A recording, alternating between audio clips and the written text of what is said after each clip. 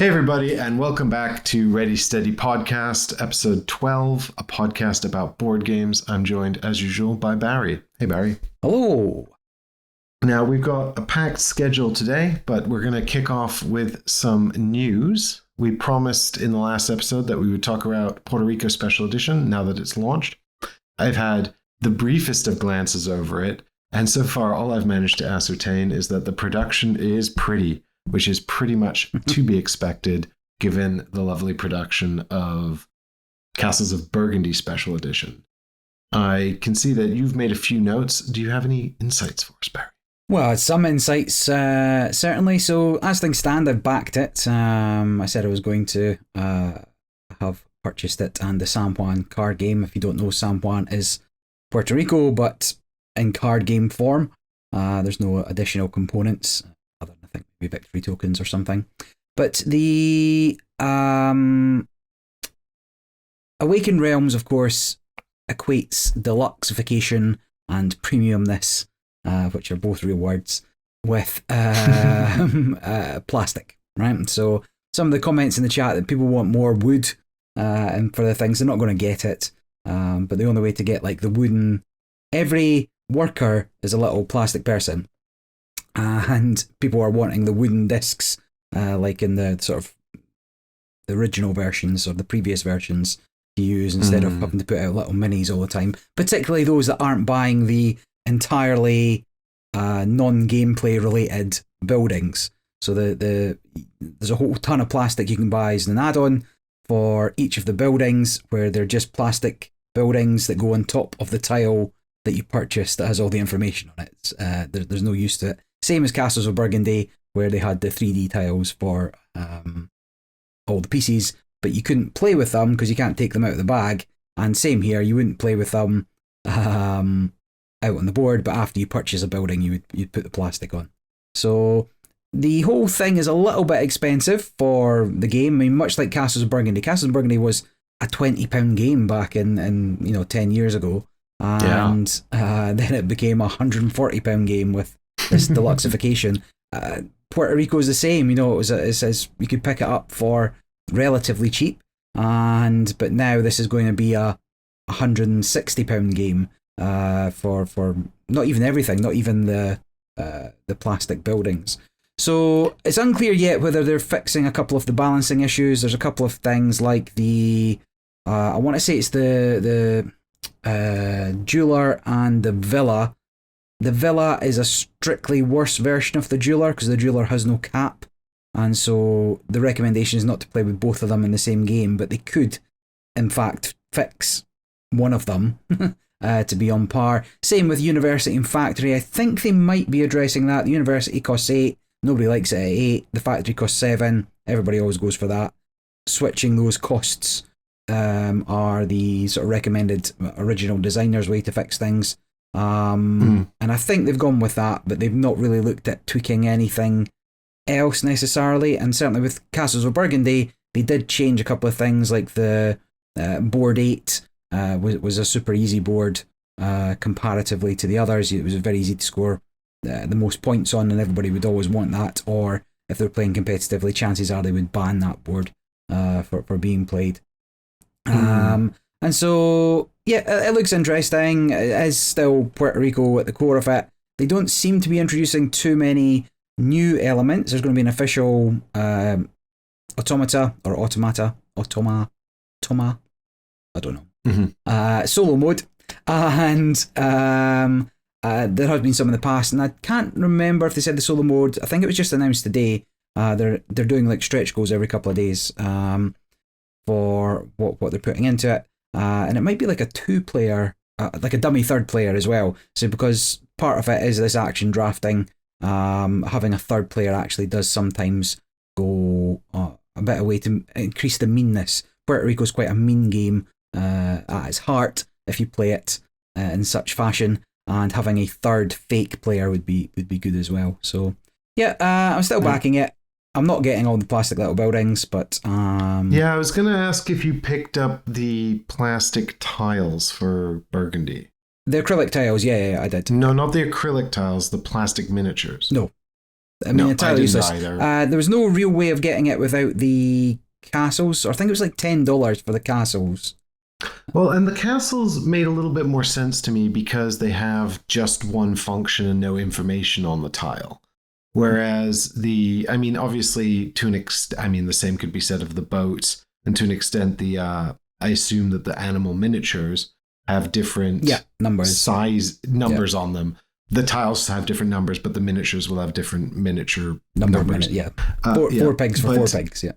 But I think I liked the idea of the castle being 3D and the rest of the tiles not. I also didn't mind the idea of, because the castles are not pulled out of a bag, they're the only tile that doesn't come out of a bag. You can have them by the side of the board and that's okay.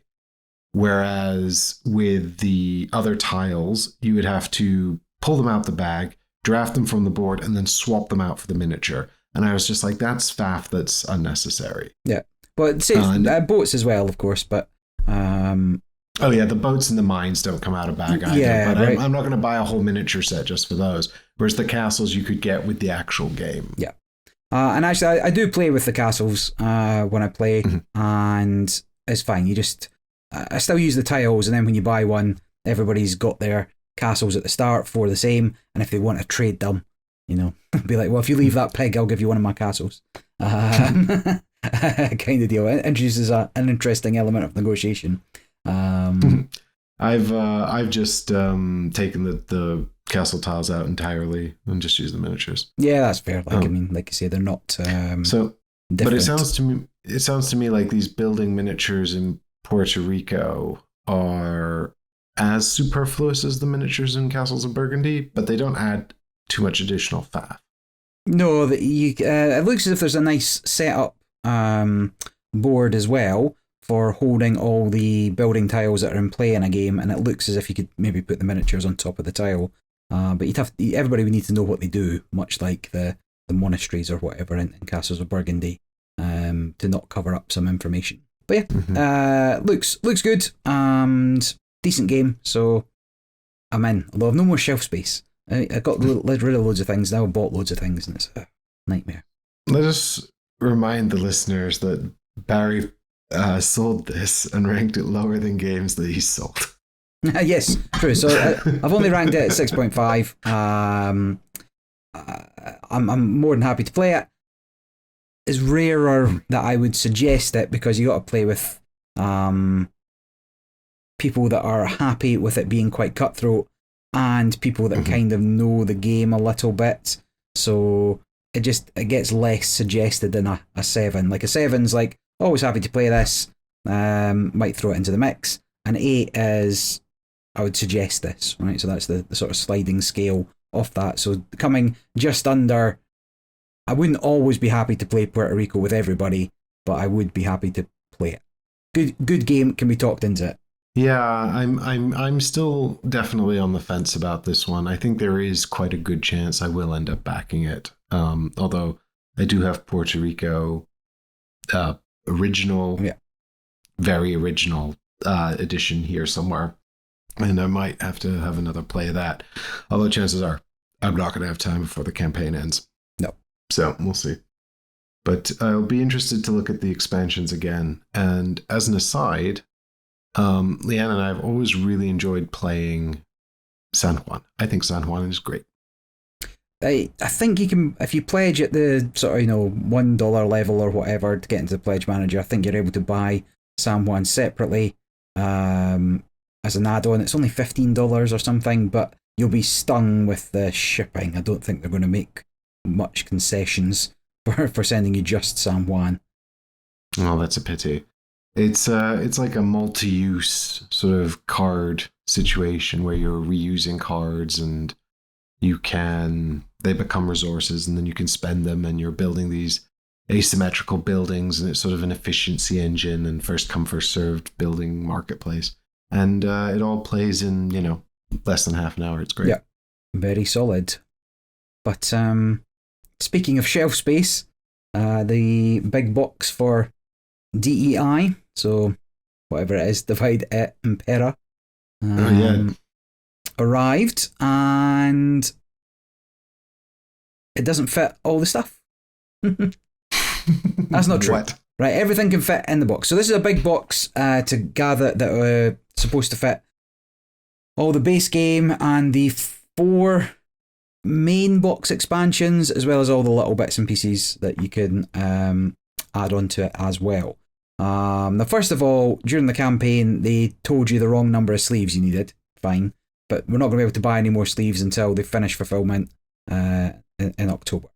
Second thing, and the main thing, is the storing of the tiles. So it's a modular board with, I don't know, like not quite one, maybe 10 inch by 10 inch tiles that put together at different player counts and you can put them in whatever way you kind of want to make up your own board that varies it up, but it tells you that this is for 2 players, this is for 3 players, 4 players, 5 players, and a couple of tiles for 6 players. And the box comes with 3 segments to keep these tiles in, but if you store them in any kind of logical order, they don't fit. And the reason they don't fit is that these tiles are 3D. And so you've got your flat base bit of the tile. Every tile has at least 1 layer of building on them, and some tiles have 2 layers of buildings on them, making it a triple width tile.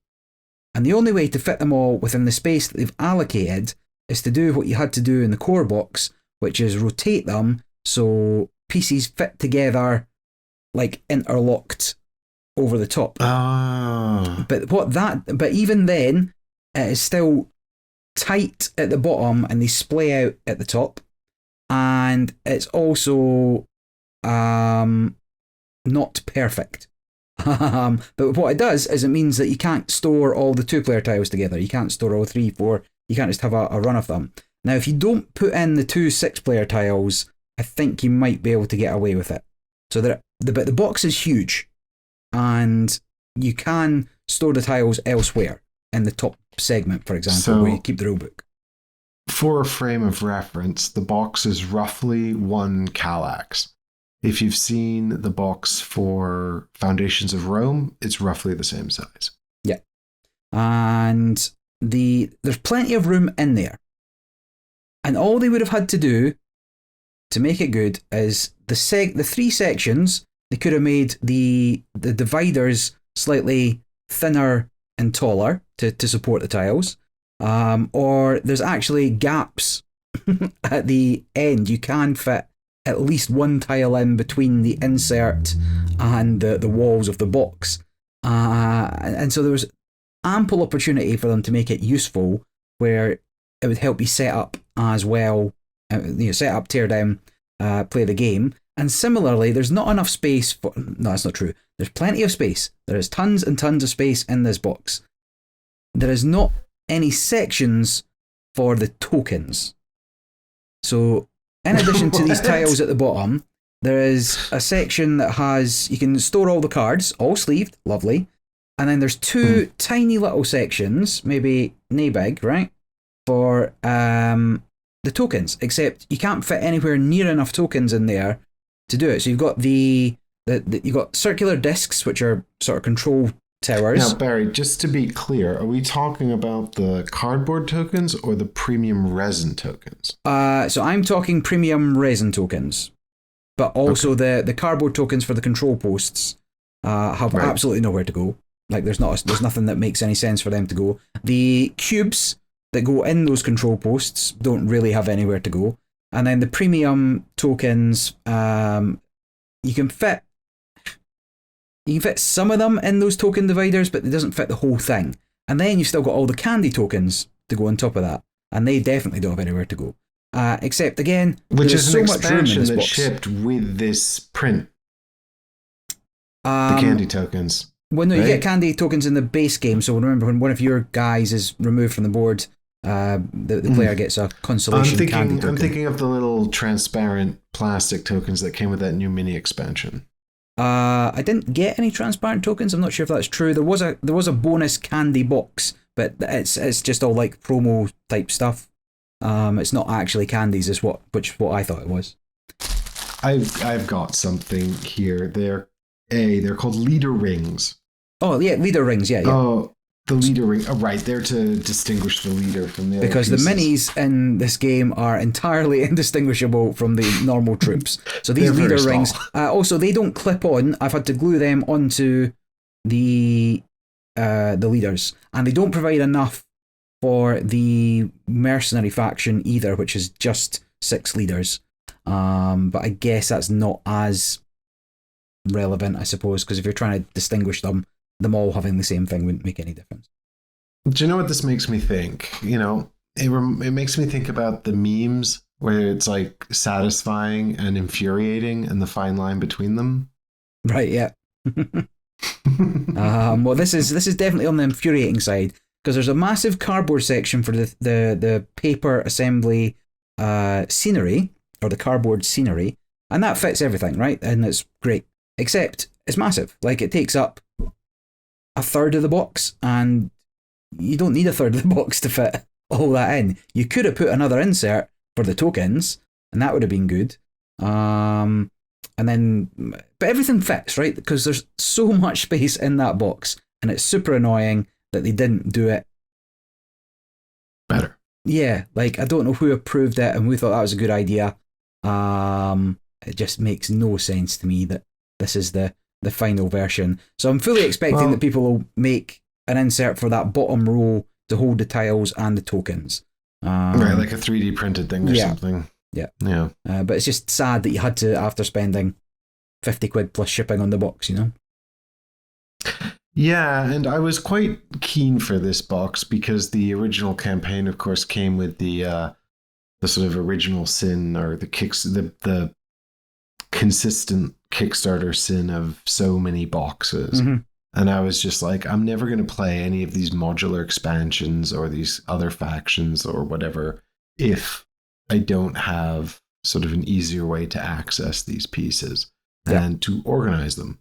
And so I was quite keen to get this box, and hopefully it would enable me to explore these modular expansions more easily. So it is disappointing that that's not the case. And yeah, well, once you get it out and try and do it. So the good thing is that it only takes up, the whole box only takes up the same space that the big box, the core box, and the original 3 expansions took up. And so now you've got a whole another expansion, and it all fits into the same size bit. So there's obviously a lot of room for it to be in. So it does save you some space, but anyway. So I've only got news about the Essen releases, but if there's anything else we can discuss. Just a couple of bits that I've seen. So there's a new Fantasy Realms, which is the Greek legends. So Fantasy Realms, published by WizKids. I don't know if you've played much Fantasy Realms. I have. Yeah, but solid little, not quite engine builder, points builder, I guess. Yeah, it's Fantasy Realms is a really, really simple game. It is a deck of cards in which each of the cards is some kind of fantasy themed idea. So it might be sort of the dragon suit, or the weapons suit, or the princess's suit. And within the suits, you've got sort of characters like the princess and the dragon, or things they might utilize, like a magic wand or a treasure hoard. And effectively, you just shuffle up the big deck of cards, deal everyone 12, and then you have a very limited number of exchanges where you can either draw cards from the deck or discard them like face up into the center of the table. And what you're trying to do is sort of maximize the points in your hand, which will come from, the most obvious sets are collecting cards of the same suit, but they don't always interwork well together, but they'll all interwork together differently. And there's like a suit which is like weather, and certain things want certain kinds of weather. So, it gives you all of these sort of strange scoring interactions, and then gives you a very limited number of exchanges to try to optimize the selection of cards in your hand. And it shouldn't really be as good as it is. It's very, very short. It takes probably less than 10 minutes to actually play.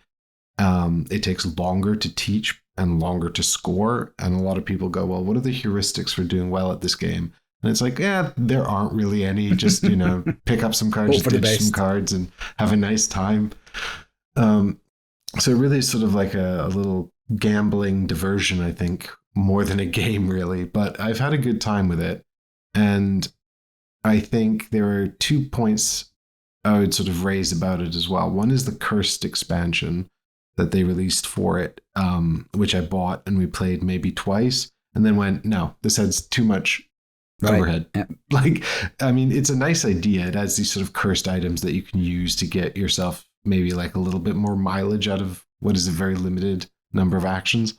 But already it was like, it sort of sits just on the line of like, this is too much faff for its worth, because A, the scoring's a lot, and B, there's not much game there. Mm-hmm.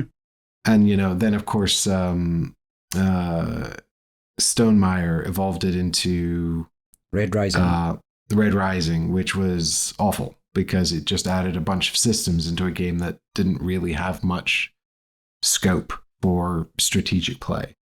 So, it already probably had a bit too much on the back end, and now it just had tracks and nonsense. So it sort of falls apart, I think, if you try to expand it at all. And so it's kind of magic that it works even in the first place. Yeah. And then Marvel Remix was the other version. Now, I never actually got a chance to play Marvel Remix because everybody played it a couple of years ago when it came out at the Games Expo, and I was playing something else at the time. They all played it, and everybody's like, It's like, all right, fine.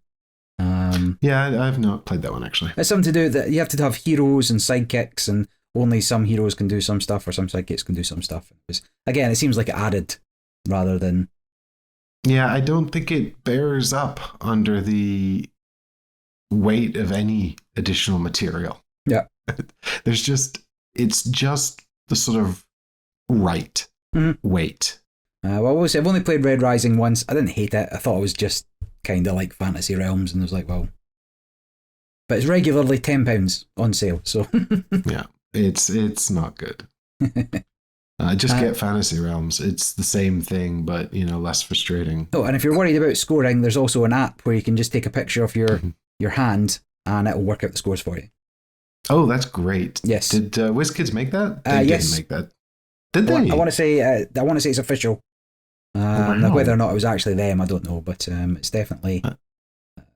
So that's the official app. I'd be very impressed. I have the official app. I could tell you if I went and had a look, but we'll see. But that would be one step too far in the direction of journalistic integrity. Yeah, we don't. We've no integrity. Never let it be said.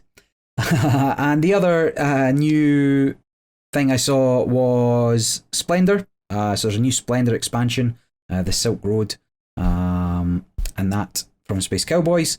And that's coming off the back of news that Splendor sold 3 million units, which is quite an achievement for any board game. But makes sense, like Splendor's been super popular for a number of years. I don't know if that includes Marvel Splendor or Splendor Duel, the sort of spin-off ones, or if it also includes the previous expansions as well. But there was some attribution to it being available on Board Game Arena that's, kind of propelled it again into the forefront of people's minds. And not that it ever really went away, but quite an achievement. And I guess if you like Splendor, a new expansion may well be exciting for you. Well, there's a lot of buzz at Essen last year around how Splendor Duel kills Splendor. Yeah.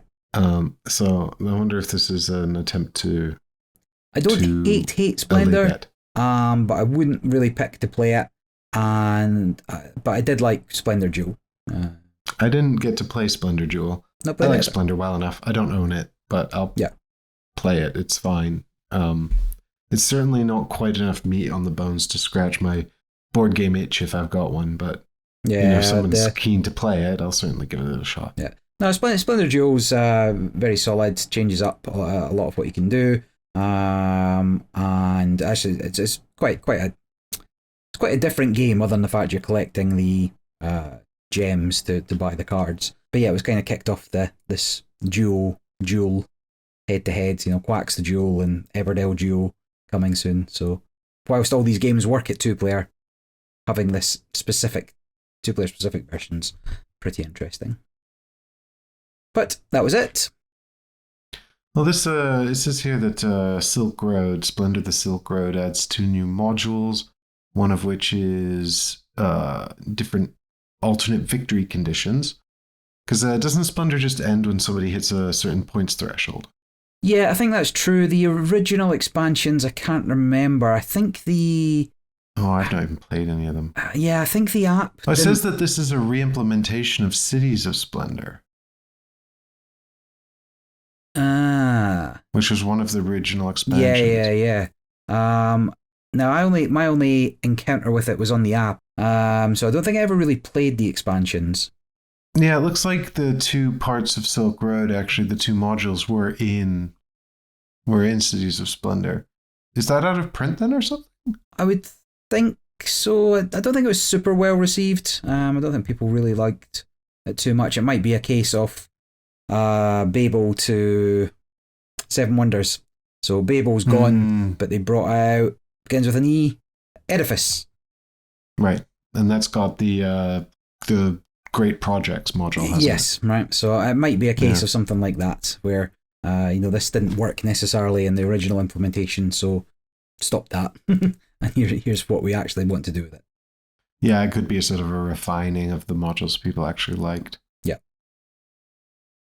Yeah, fair enough. I mean, I thought the Babel expansion for 7 Wonders was interesting as an idea, but I put it in many games of 7 Wonders, and nobody ever built the tower, ever. Nobody ever used it. They just never did. The Babel part's not that fun. The Great Works was the, whether if you didn't come in on it and it got completed, that was the extra pressure points. You ever play much Armada? I played it twice. I played it a few times. It's I like throwing everything in: leaders, cities, Armada. So I play 7 Wonders almost exclusively these days with leaders and cities. Yeah.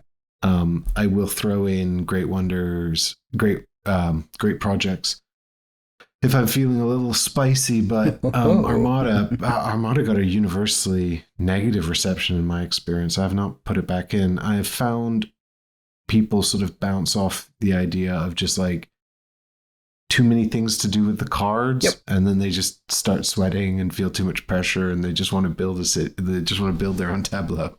I think it's almost impossible to win by not engaging with the Armada cards. There's too many good things the further up the track you get, and actually there's one of them, I'm sure if you get there first and then you're earning money every time everybody else catches up with you, and it can be a little broken from what I remember, but they reissued Armada, didn't they? I was surprised by that because I didn't think it was very popular, but maybe that's just my personal experience. But speaking of games played, what have you got to the table? So I played 2 games that I'm going to talk about on this podcast, which is the Horror on the Orient Express, which I played with the patrons on TTS, and now I've had a chance to play the actual physical prototype. I played a prototype of this at Essen Spiel some time ago, 2023. And this is a board gamification of the Call of Cthulhu RPG adventure of the same name. And it is published by Chaosium and designed by Adam Kopinski, who you will know from such things as Frostpunk and Nemesis. This is a cooperative game. It's 1 to 4 players. I don't know how many characters you would play in the solo mode. Possibly you'd have to 2-hand it because it's a cooperative game that's sort of set up in such a way that realistically at lower... and this is just an observation from the prototype. Of course, everything is subject to change. But as you reduce player count, you just lose functionality. So you will have fewer sympathetic passengers on the train, which gives you less presence, less access to certain areas as you run up and down this linear train. And you will have fewer asymmetrical powers, things like that. As you scale up the player count, the game's pace remains the same. It's just that now you're alternating turns And so the downside is you get fewer turns overall in the game. But the plus side is that you've got more diverse cast, more diverse abilities, and more capacity to tackle problems. And that's good because it, as you would probably expect from Adam Kopinski, especially if you've played the Nemesis solo mode or the Nemesis cooperative mode, or Frostpunk, which is a cooperative game but really a solo game, is really, really, really hard. It's really quite difficult. And what you're fundamentally being tasked to do is work out which of the passengers on the train are cultists. So there is 3 kinds of people on the train. There's you, the players, who are clearly good and nice people. There is the nameless mooks who somehow wound up on the train but are not of any significance. I don't know how we've managed to rule them all out as being cultists, but they are represented by little dice that just show a face, and that face indicates their mood. And they've got different moods like neutral, happy, angry, wounded, and insane. 5 states of man. Yeah, exactly. Oh, there isn't a face for dead, because when they die, you've got these little coffins plastic coffins that just go over the top of the die. But then there's the 3rd type of passenger, which are the suspects, and they're represented by miniatures, just like the player characters, but they are sort of NPCs, and there is a big grid of suspect tiles that you put out at the start, and that contains their asymmetrical powers, which they can use to help you. It also will contain a grid of tiles. I think there's about 6 or perhaps 8 per player, per character. And at the beginning of the game during setup, you just randomize tiles to fill these grids. There is some amount of organization to it, but I won't get into the nitty gritty. The point is you're setting up a deduction puzzle. And over the course of the game, you'll be running up and down the train to talk to people about the suspects. Actually, you tend to talk to the dice about the suspects, and they'll reveal some piece of information which lets you flip a tile face up. And then you'll be crossing tiles off of the overall list of tiles to work out which tiles remain face down. And specifically, you're trying to ascertain whether there are combinations that could lead to a cultist. So one of the tiles, they all go out, and one of the tiles is the red fez. And whoever has the red fez is for sure a cultist. So there's definitely one. However, there are other combinations that may lead to a cultist, which means that there are small chances that there are more than one and possibly even more than 2 cultists. But it is very unlikely. So unless you reveal enough information to fully suss out what's going on, there's always a risk you could not find the cultist. You need the train to get to the end of the track without anything critically bad happening. And once you get to the end of the track, you need to identify which suspects are cultists, 1 or more. And you need, well, actually, that's not true. You need to identify all of them. You need to identify whether they are or not a cultist. And you need to be correct about all of them. And so that's the win condition. That's the only way to win. Mm-hmm. And it's quite hard to do because while you're using your actions to interrogate the dice, you are also using your actions to get rid of essences that are appearing on portals in the landscape, which are causing all kinds of problems. What these portals are doing is they're adding in asymmetrical effects that are going to be messing you up and causing you problems. They are spitting forth monsters, and if the essence pool ever runs out, you lose the game. So you need to place essences, and you can't, you've lost.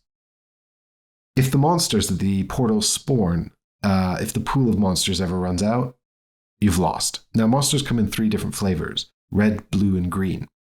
And they all have slightly different effects. They create more insane passengers or drive the passengers insane.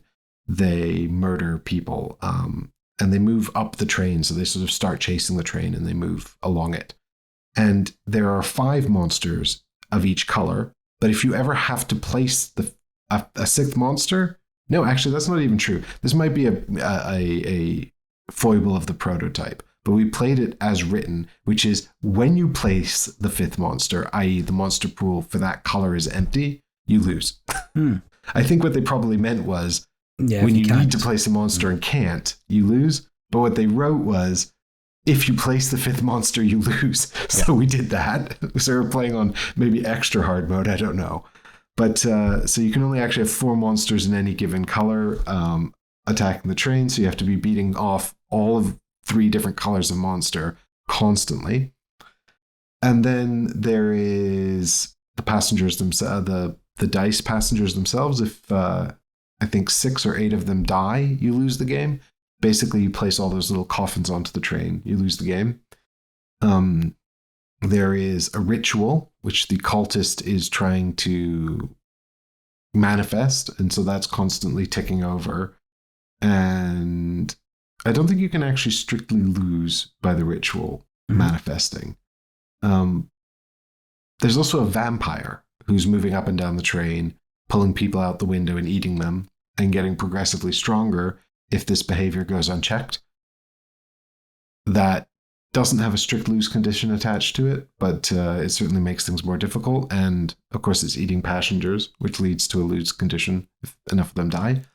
So you've got all these pressures on your actions to sort of put out all of these fires constantly while trying to solve this deduction puzzle with the passengers.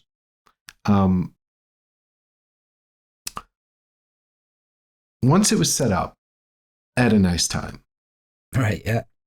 We played about an hour, we lost, and then we reset, and we played again, and we actually won that by the skin of our teeth. I was, in that game, entirely in charge of just pushing monsters off the train, and in order to aid me, I sped the train up to full speed, because it meant that when I pushed them off the train, they were flung further backwards. But It also meant we pulled into the station at the end with not quite enough information, and we were just lucky enough to have just enough to make good enough educated guesses to win. So it was definitely on the line there. I was going to post something to social media about it, actually. I might, if I remember, I'll post that video on social media where Mark and I reveal the sort of final tile, and we're like, oh, we got it right. We're so excited. But yeah, it is a lot of moving parts. It's a lot of boards. And it's like a lot of setup. Yeah. I mean, I looked at this when it was on Kickstarter, or on crowdfunding at least, and my concern with it was the amount of overhead. Is it like difficult to manage as you play? Yeah, it's not the easiest game in the world. Now, I have played 3 times. I played it at Essen. We played the full game, 3-player game at Essen with Adam and Chaosium. We played again. I played it on TTS with the patrons, 4-player game. So 4 of us going through the rule book. Still took a long time.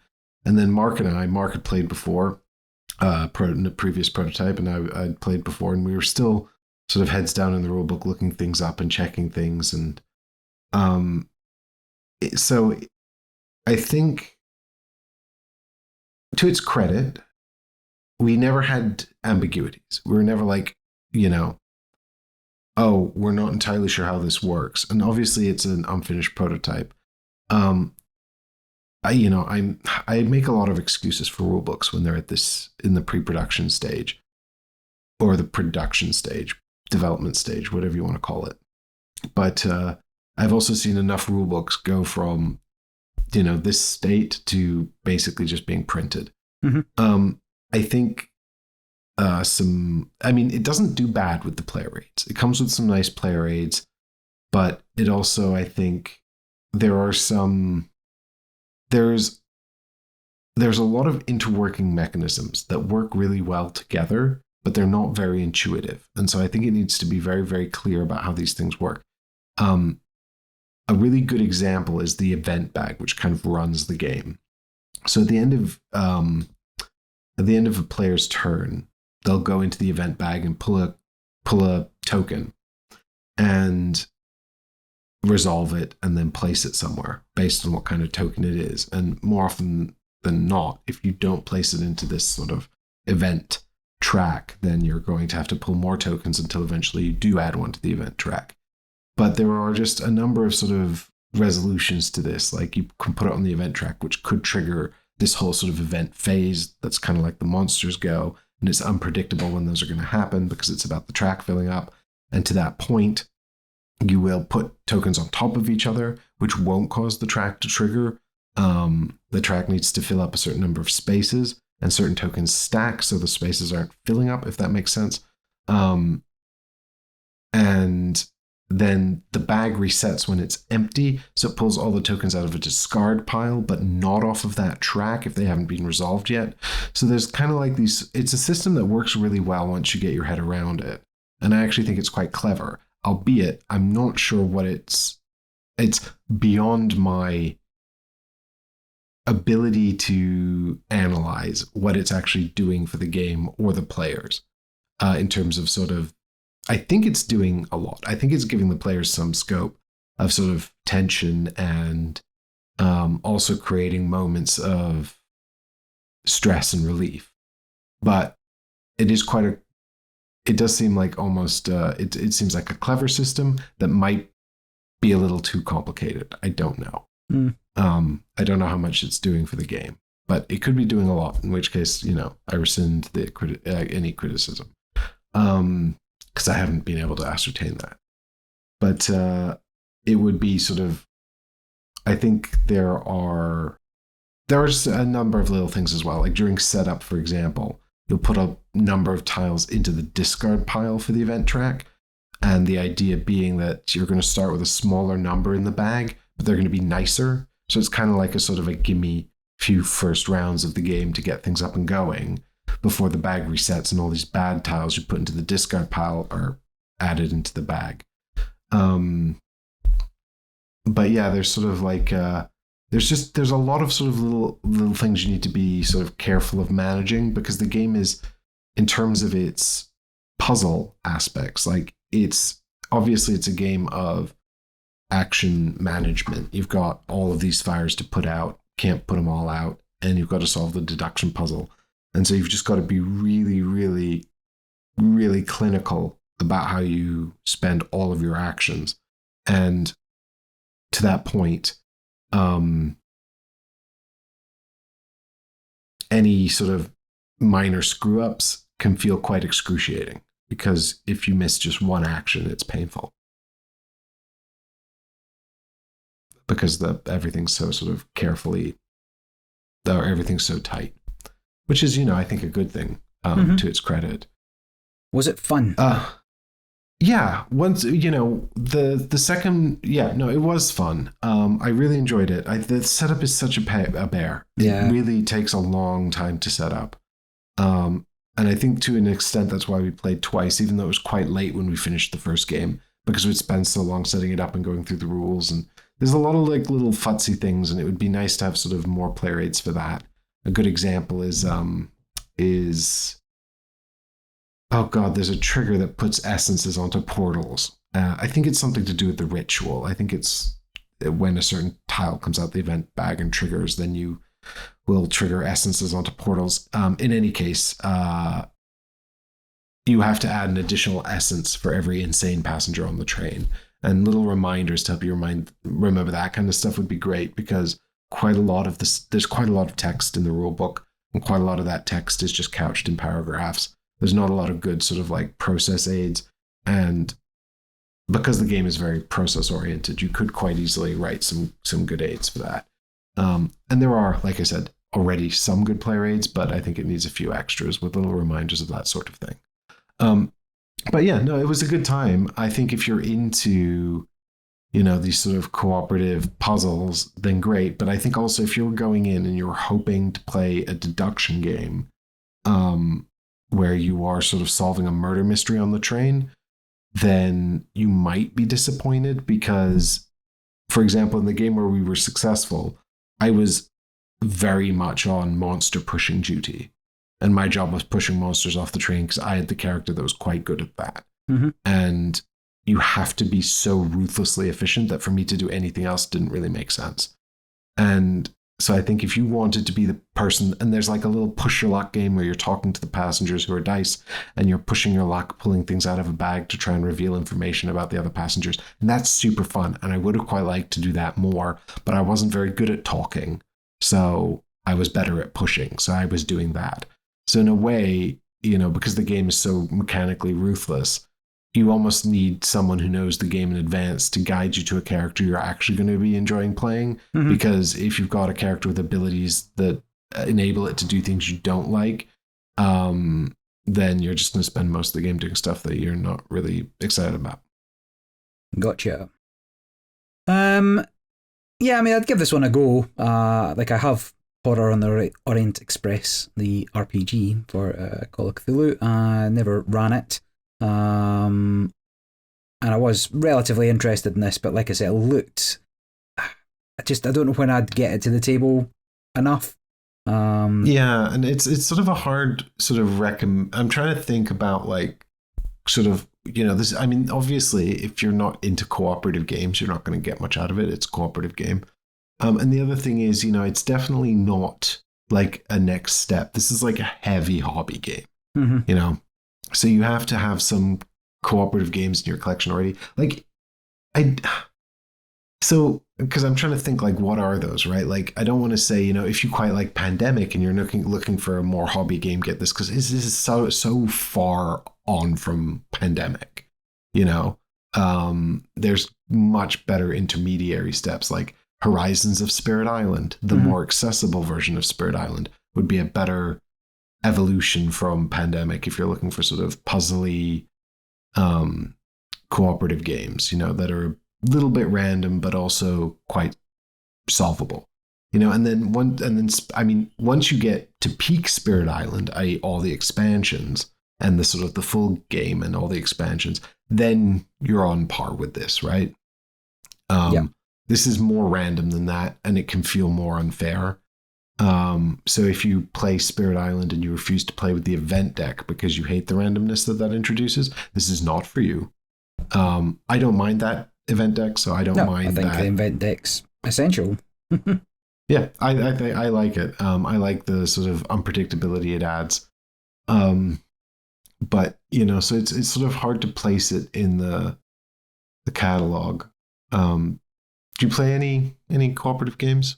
Yeah, I mean, I play enough cooperative games. I mean, Arkham Horror, the living card game. I mean, at its peak, I guess that gets quite complex with the deck building beforehand, so the deck construction, I should say, beforehand, and upgrading your deck as you go, and the actual mechanisms between scenarios change quite significantly to the point where you're kind of learning new rules every time because what the game wants you to do changes slightly. So maybe closer to that, I guess, than. Yeah, and I'll tell you what, if you really like Robinson Crusoe, you might like this because it's got the same kind of like rules grit. And if that wasn't off-putting in Robinson Crusoe, it probably won't be off-putting here. Yeah.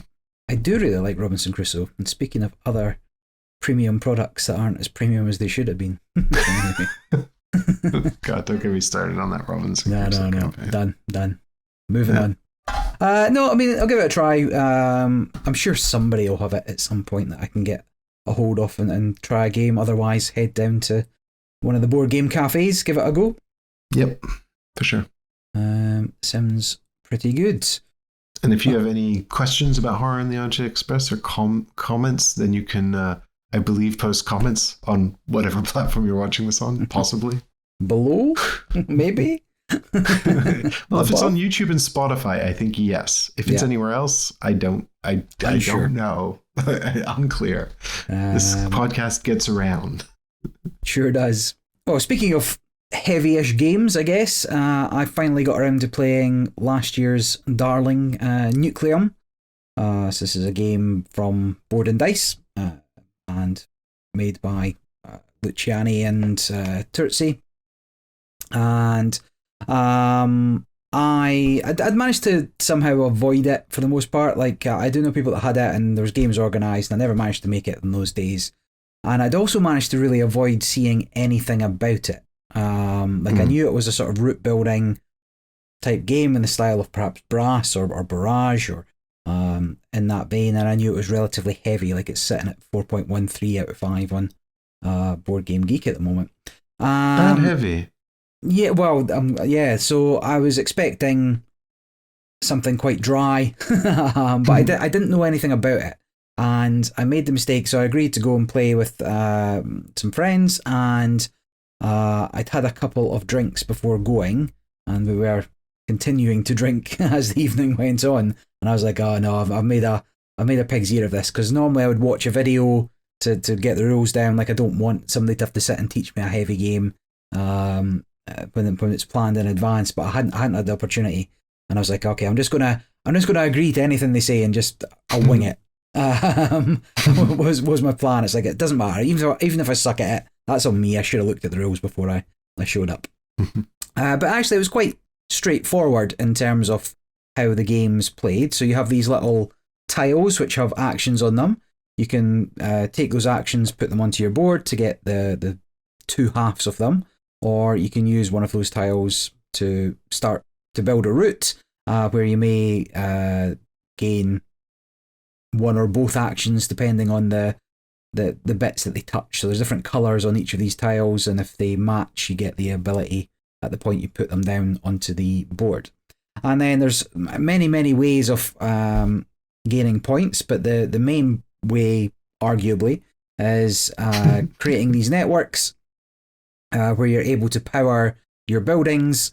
So putting buildings out on the board, either generating power from coal or from the uranium that you have to process through these nuclear plants, and flipping them over, converting them into points, or fulfilling contracts to get points as well, where you have to maybe have X number of yellow buildings, or you have to be in 4 different cities, something along those lines.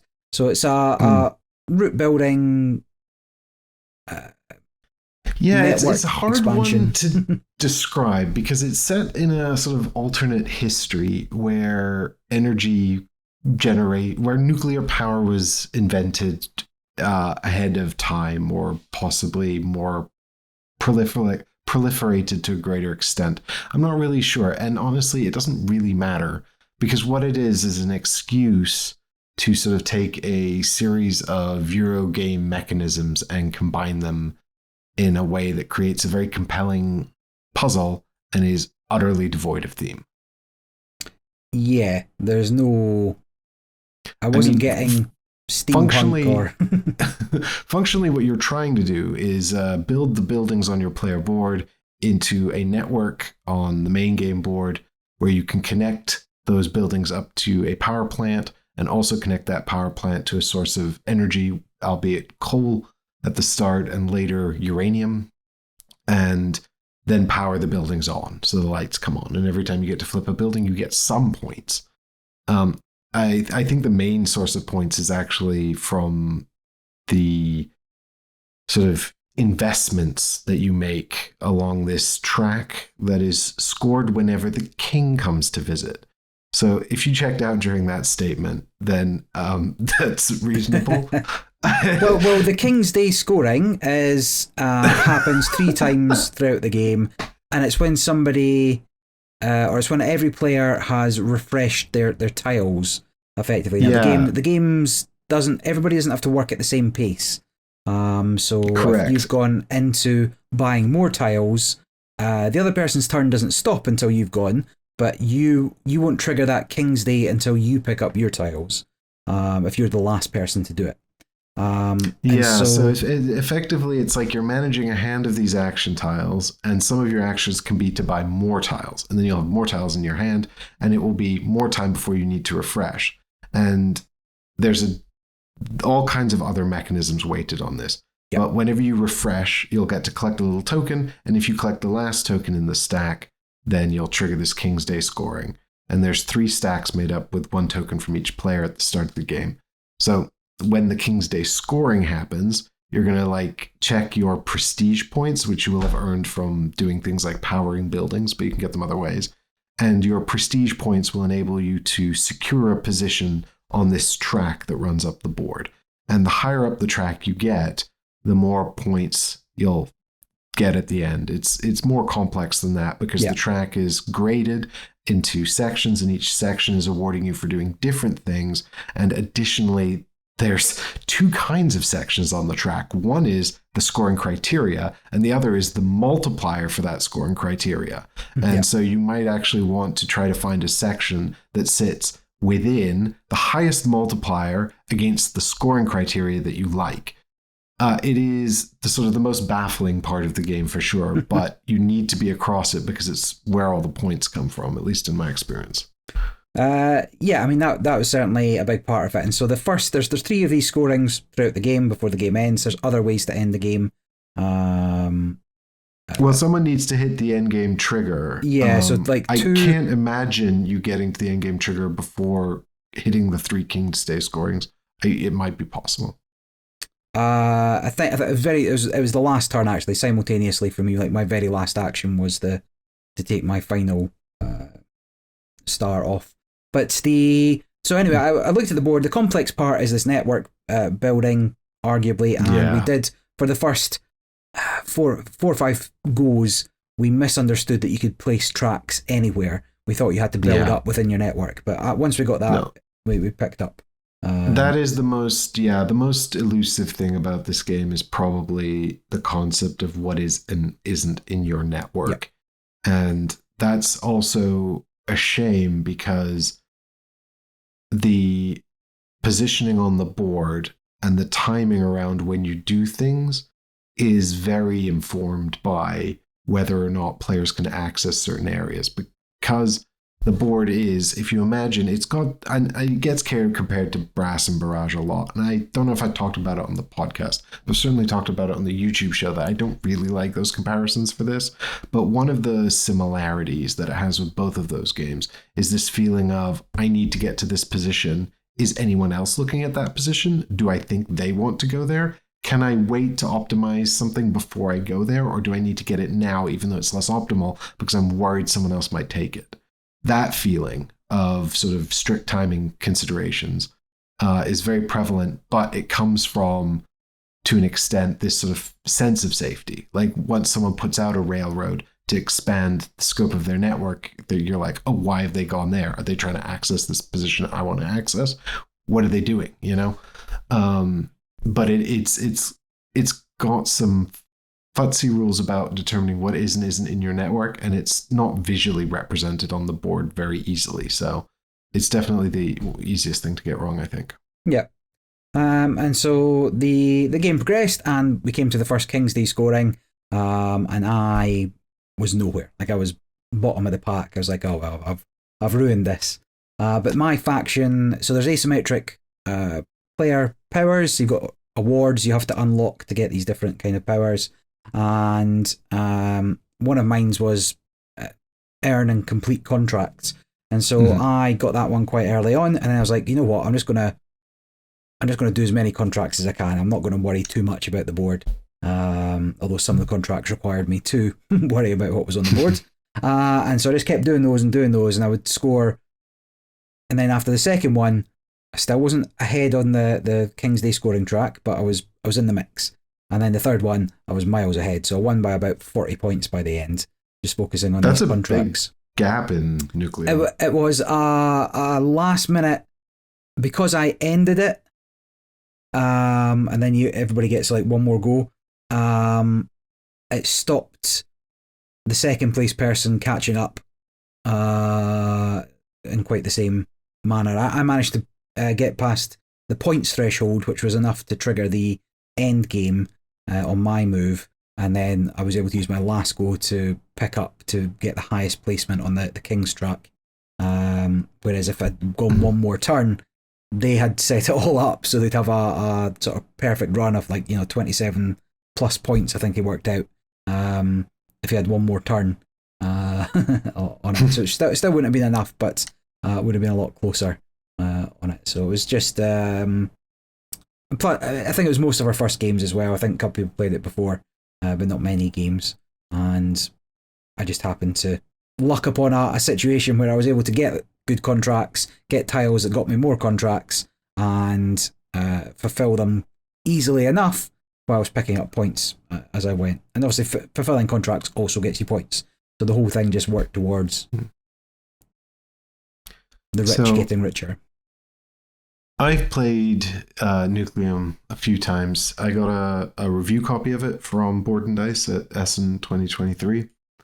I also got a review copy of the Australia map from them, and I've played the Australia map too. I don't know if I can recommend going out and buying the Australia map. I think if you're done with the main game, sure, or if you feel like you need some extra zhuzh, but all it really adds is actually some extra sea travel, which is kind of another way to make the networks more difficult to work out. Yeah, boats. Yeah.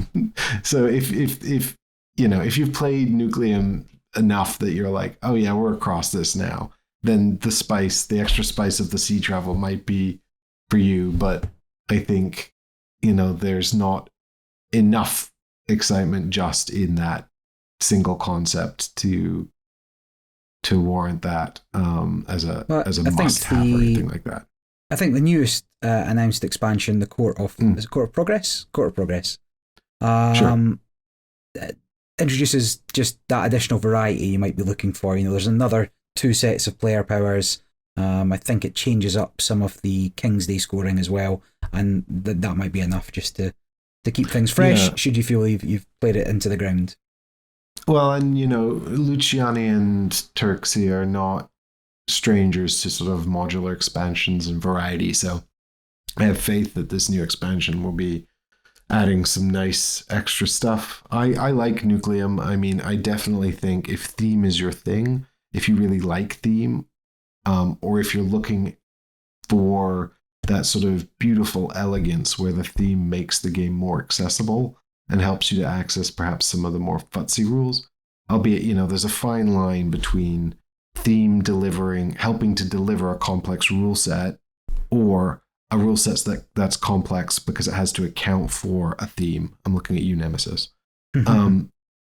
This is definitely neither of those things. It is a complex Euro puzzle which has some random theme attached. Theme does nothing to help the game, but it's also kind of irrelevant. It's an efficiency puzzle. It's a network building thing. It's a bit of a logistics puzzle.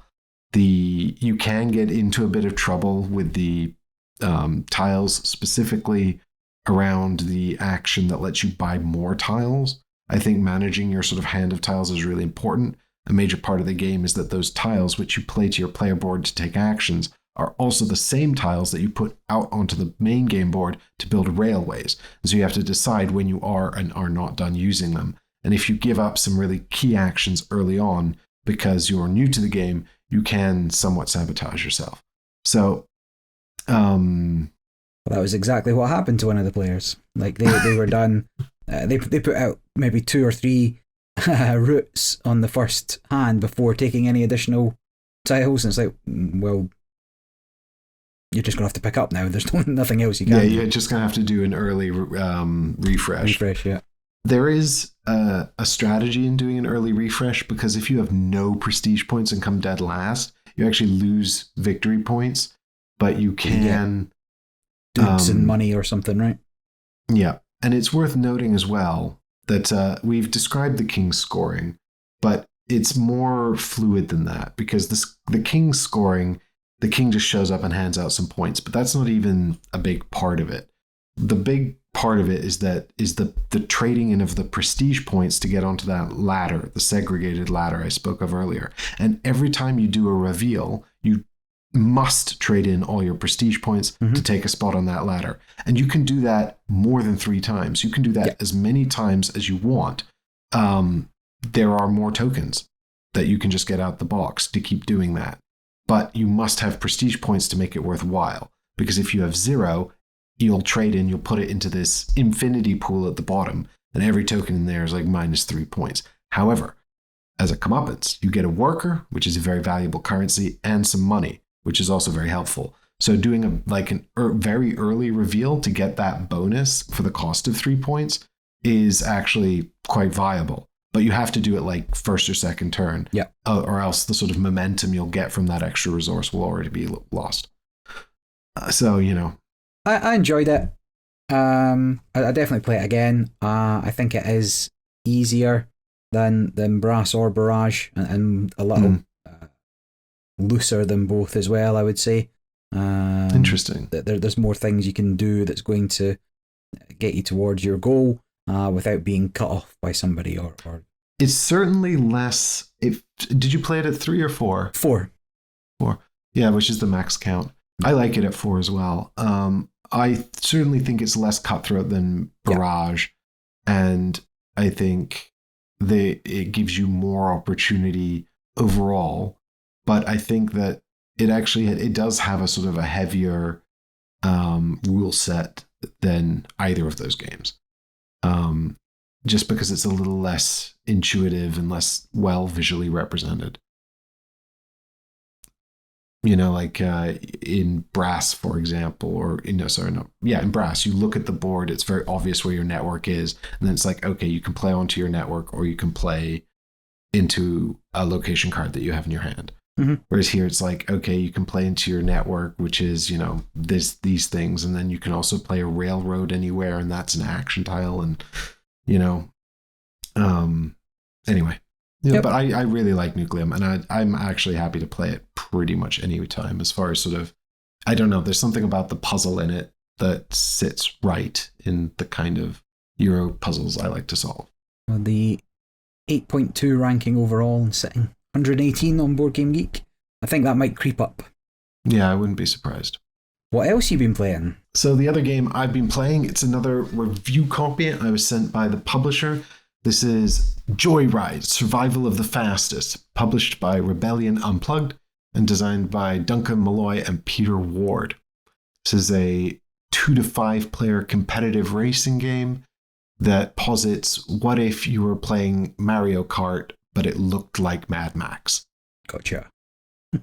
It's I'd say it's post-apocalyptic. I actually don't know. It looks sort of post-apocalyptic-y. It doesn't really look that Mad Max, actually. Mad Max looks a lot more savage. This looks more like it looks like sort of worn out racers. I saw so many people playing this at Expo, and I didn't know what it was. I didn't know that it was available at Expo. There was 100% people were playing this at a couple of tables in Expo. Fair enough. I mean, as far as I'm aware, the Kickstarter is currently delivering. I'm not sure what stage that's at. I was lucky enough to get sent a review copy, which I assume has come from the Kickstarter Printing. print run. Yeah. There is much more stuff, but I just have the base box. And in the base box, you get 4 different cars and 2 different maps and a bunch of weapons. And what you're doing is the map itself is sort of like a slightly open field. There's going to be some obstacles there, and it looks like a junkyard. One side looks like a junkyard, the other side looks like a ruined highway. And what you do is you've got a book of maps that comes with the game, and you set up checkpoints, and it also comes with additional obstacles that you put out on the map. And these are hexes. And you'll set up a map from the book, and you'll put out a series of checkpoints. And then you're going to do a number of laps. And so there's a starting line, and everyone must drive around the map, go through each checkpoint, and then back over the starting line. And you have to do the checkpoints in order to count as crossing them, but you don't have to cross them from any particular direction. So there's a little bit of like sort of free flow, how do you approach this kind of thing. And I wouldn't be surprised if each map sort of had an optimal route, which involved the fewest spaces. But the problem with optimization is it doesn't account for other cars and also weapons. Right. And also dice. The game is 2 parts. One is positional. You've got a piece that is your car, and it takes up 2 hexes. And that's really important because when you move it around the map, it's like it's leading with the front of the car, and you sort of move it around the front of the car, which, makes sense, right? I think for driving. Yeah. Don't get me started on driving. But this is my understanding.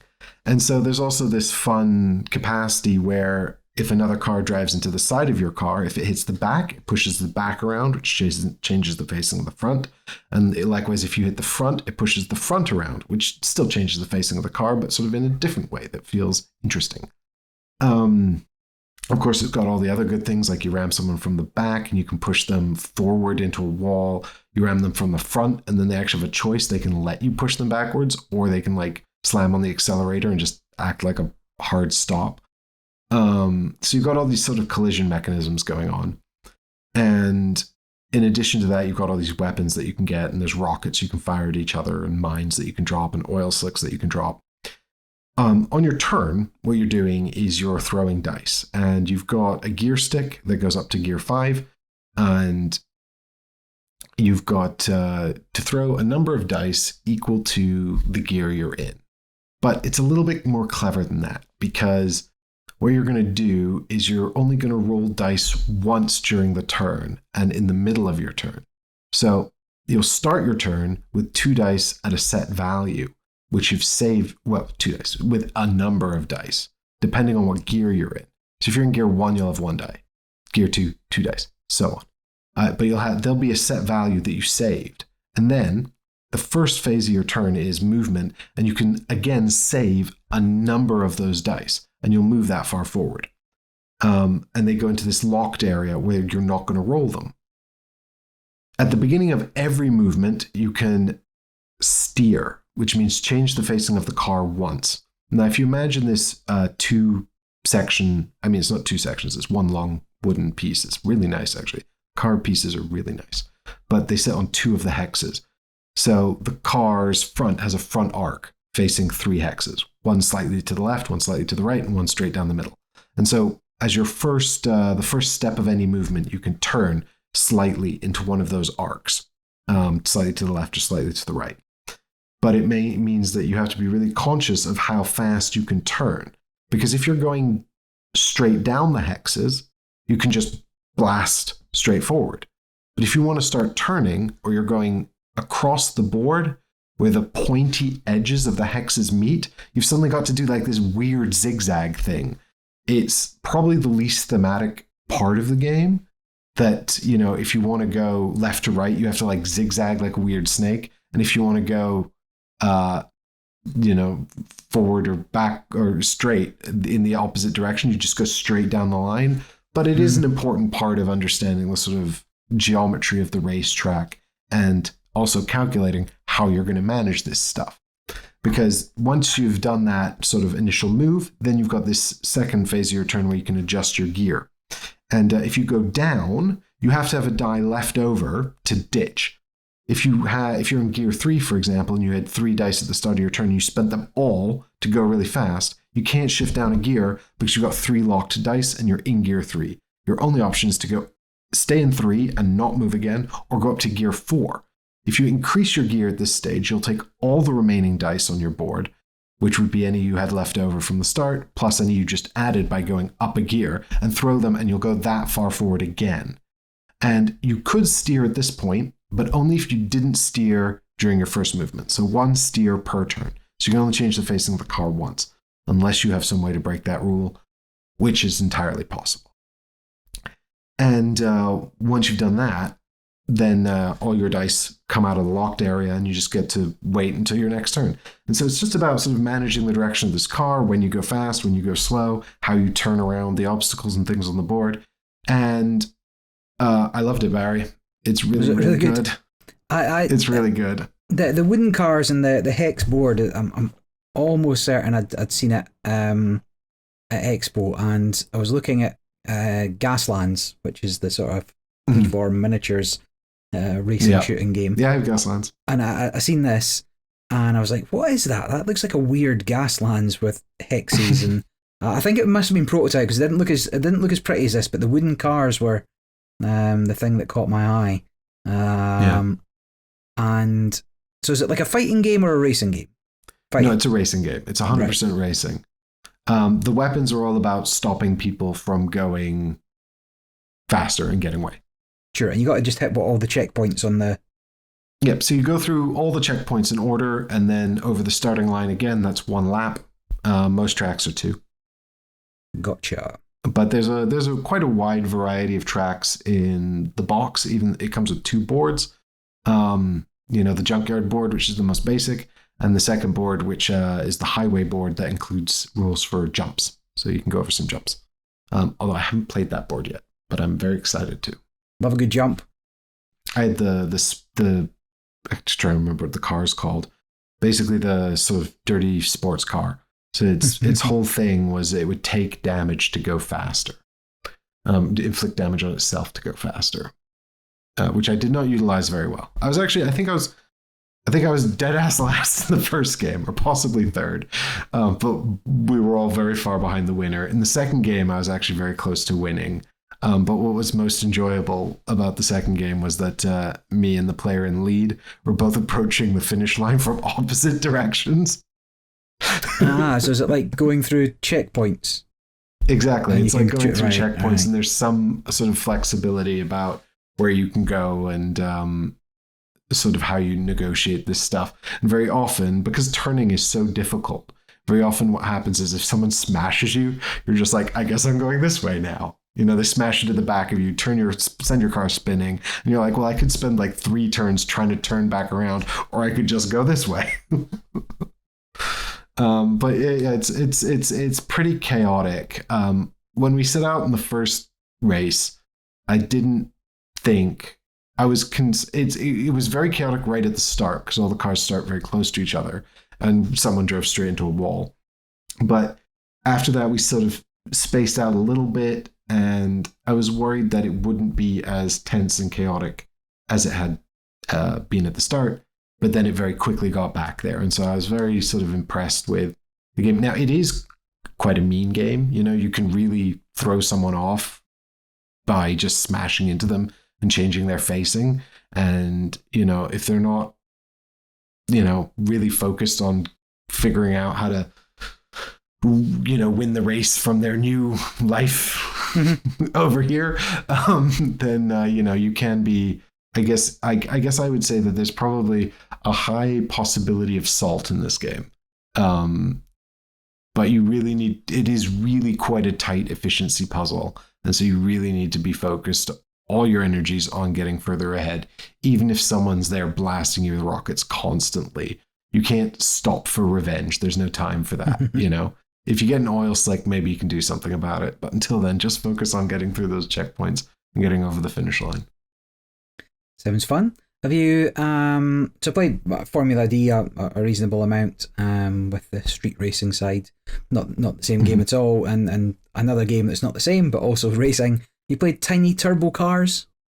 No, I haven't had a chance. I've heard it's really good. It's I wasn't hugely enamored with it. It's a programming racing game. But to set the program, you have to do one of those slider puzzles. And that's fun. As soon as somebody's done, like they effectively set the timer, and you've only got like 15 seconds to finish your programming. And then there's actually quite a lot on the boards. Like if you hit an oil slick, your left becomes right or whatever, depending on what you're hitting and stuff like that. It's interesting as racing games go. Yeah, racing is quite difficult to sort of capture. I think the spirit of, because it's again, it's kind of like first person shooter. I think it's sort of one of those modes that translates challengingly to board games. And I've been playing a lot of Heat, so we were very kindly given a review copy of that at Essen last year by Days of Wonder, and I've been enjoying Heat a lot. I'm not sure if I prefer Joyride. It's definitely different. Heat very much captures that sort of, Formula One racing. Joyride feels more like, I don't even want to say Mario Kart. It feels like Dirt. If you ever played the racing game Dirt, it feels a bit like that. It's bangy. Everything's banging into each other. It feels like things are, even though actually the damage in the game is, a system that's quite manageable, and rarely sort of, the worst thing in the world. But it feels like things are constantly getting destroyed. Just there's a sense of the world being sort of crunchy and grindy. It's so yeah, it's thematically really present, and it does actually, to come back to what I was saying about Nucleum, it does sort of feel like, because the positioning is weird and maybe you might argue unintuitive, but I think that the theme really does a lot to help you get your mind around it and how it works. Very elegant. Mm-hmm. Well, we should have a racing game special, because I don't rate Heat at all. Played maybe 6-10 games. Heat, various player counts. It's okay. Even with the drafting and the championship mode and things like that. Yeah. But I'd still rather, Flamme Rouge over Heat for my pick, to be most closely associated. But I do like, Rallyman. I do like Formula D. I do like some other racing games. Even Steampunk Rally kind of falls into there. But yeah, we'll have a racing game special at some point. Well, it'll be really interesting to hear your thoughts on Joyride if you get a chance to play it. Yeah. So one other game that I'd played that you'd spoken about last time, and I hope to get to the table, was Harmonies. Yep. So Johan Benvenuto, and published by Libelud. Is it Libelud or is it Libelud? Is it Spanish or French? Libelud. I think they're French, right? Libelud. I think so. Then it'd be Libelud. Yeah.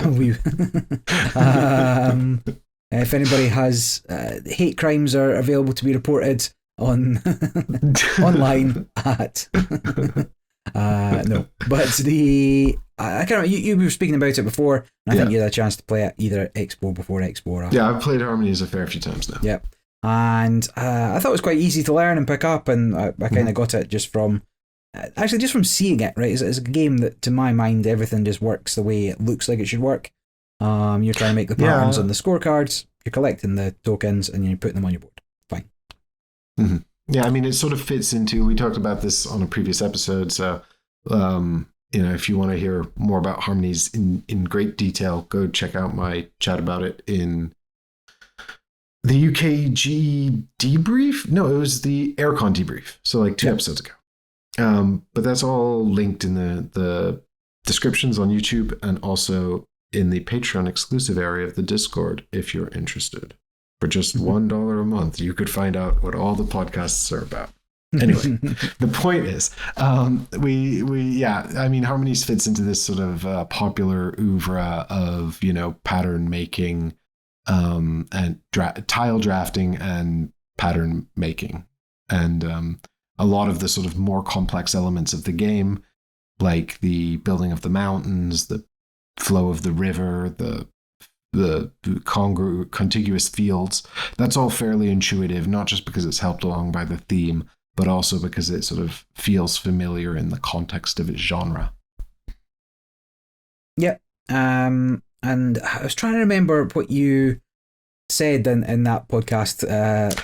So what I said was that what you're doing in Harmonies is you're drafting these scoring cards. So where it's different to something like Calico, where you're all scoring the same cats, or Cascadia, where you're all scoring those same criteria that are set up at the start, this has Harmonies has a sort of a baseline scoring for the terrain, which is the same for everyone, and then it has additional scoring that comes from cards that you can draft on your turn.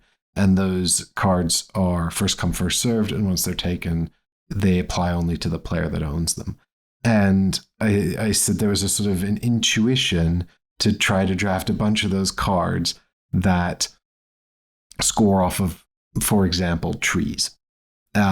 However, what I failed to realize for an embarrassing number of games is that the way these cards work is they come with a number of tokens, and every time you fulfill the pattern criteria on the card, you remove a token, and then as you remove the tokens, the scoring value of the card improves. So you want to try to get all the tokens off the card onto the tiles in your player area as you make the patterns in order to maximize your scoring. And so if you have two cards that both want to be on top of trees, they're actually in contention. It's not good. I thought, great, I'm building all these trees, or I'm putting out all these trees anyway. If I have two cards looking for trees, then that'll be great. But if they both want to put a token on top of that tree, you're shit out of luck, because only one token per tree. So now you have to build twice as many trees because you have two cards looking for the same thing. And that I thought was a little unintuitive. Gotcha. Yeah. Okay. Too long to get my head around that. That makes some sense to me now. Kind of what you're saying.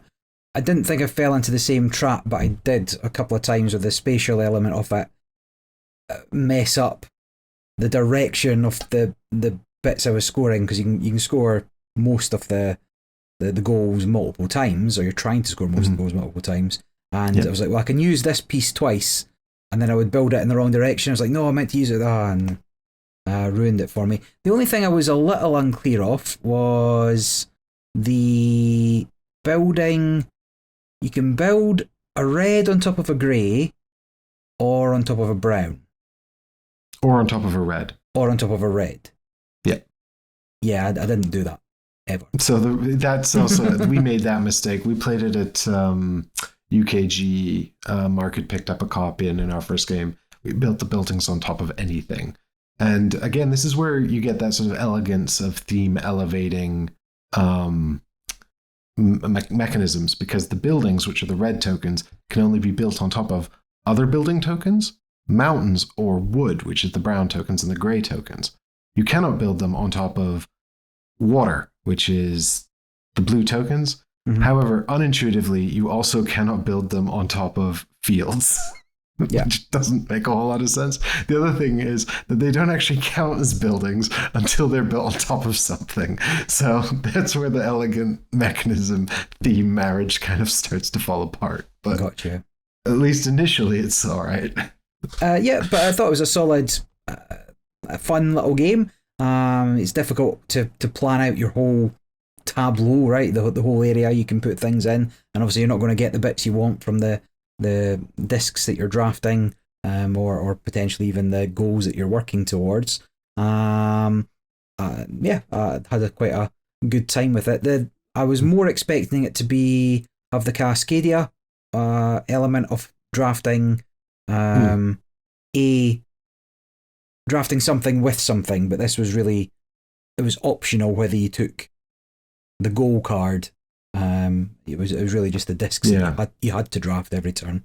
So I think it's sort of similar to Cascadia in that you draft a pool of 3 tokens, and you might not get 3 useful tokens. You might desperately be looking at 1 token and have to take 2 bummer tokens, or 2 tokens that are less useful, and then figure out where you're going to put them. Because, of course, as you fill in your player board, you'll find it's not quite enough space to make all the patterns you want. But you don't have to take the asymmetrical scoring cards, but you also really want to, because, you're going to get a lot of points for those. If you can fulfill them. Yes, if you can figure out how to fulfill them. But, I thought it was a pretty fun little game. I can see why people are into it. And I would, just in summary, I actually think I like it just as much as Calico or Cascadia, possibly even a bit more. I find it's a little cognitively gentler than the other two. I don't know why. Maybe that's just me or the way I deal with patterns and things like that. But for some reason, I find Harmonies more approachable than the other two. It's got a much more satisfying table presence. I would happily play any of these games. I think if you don't like either of the other two, you're not going to like this either. But, wonderful clacky little wooden pieces, and beautiful artwork as well. So I think that is the end of this part of the podcast. If this is all there is, then thanks everyone so much for listening. It's possible there's more Essen stuff coming up. I don't know. It's possible there isn't. We'll see. We'll see if we can get it filmed. Yeah, we're hoping to have some more stuff come out before Essen. So, hey everybody, and welcome to the next section of podcast episode 12. We're going to jump in with a special guest on this section. talk about Essenspiel. We're going to talk about the Spiel des Jahres nominations and winners, and we're going to see if anyone's played any of them. So welcome to the podcast, Chris, contributor to the show. Hello! Hello, welcome back me. It's good to have you back. It's been a little while.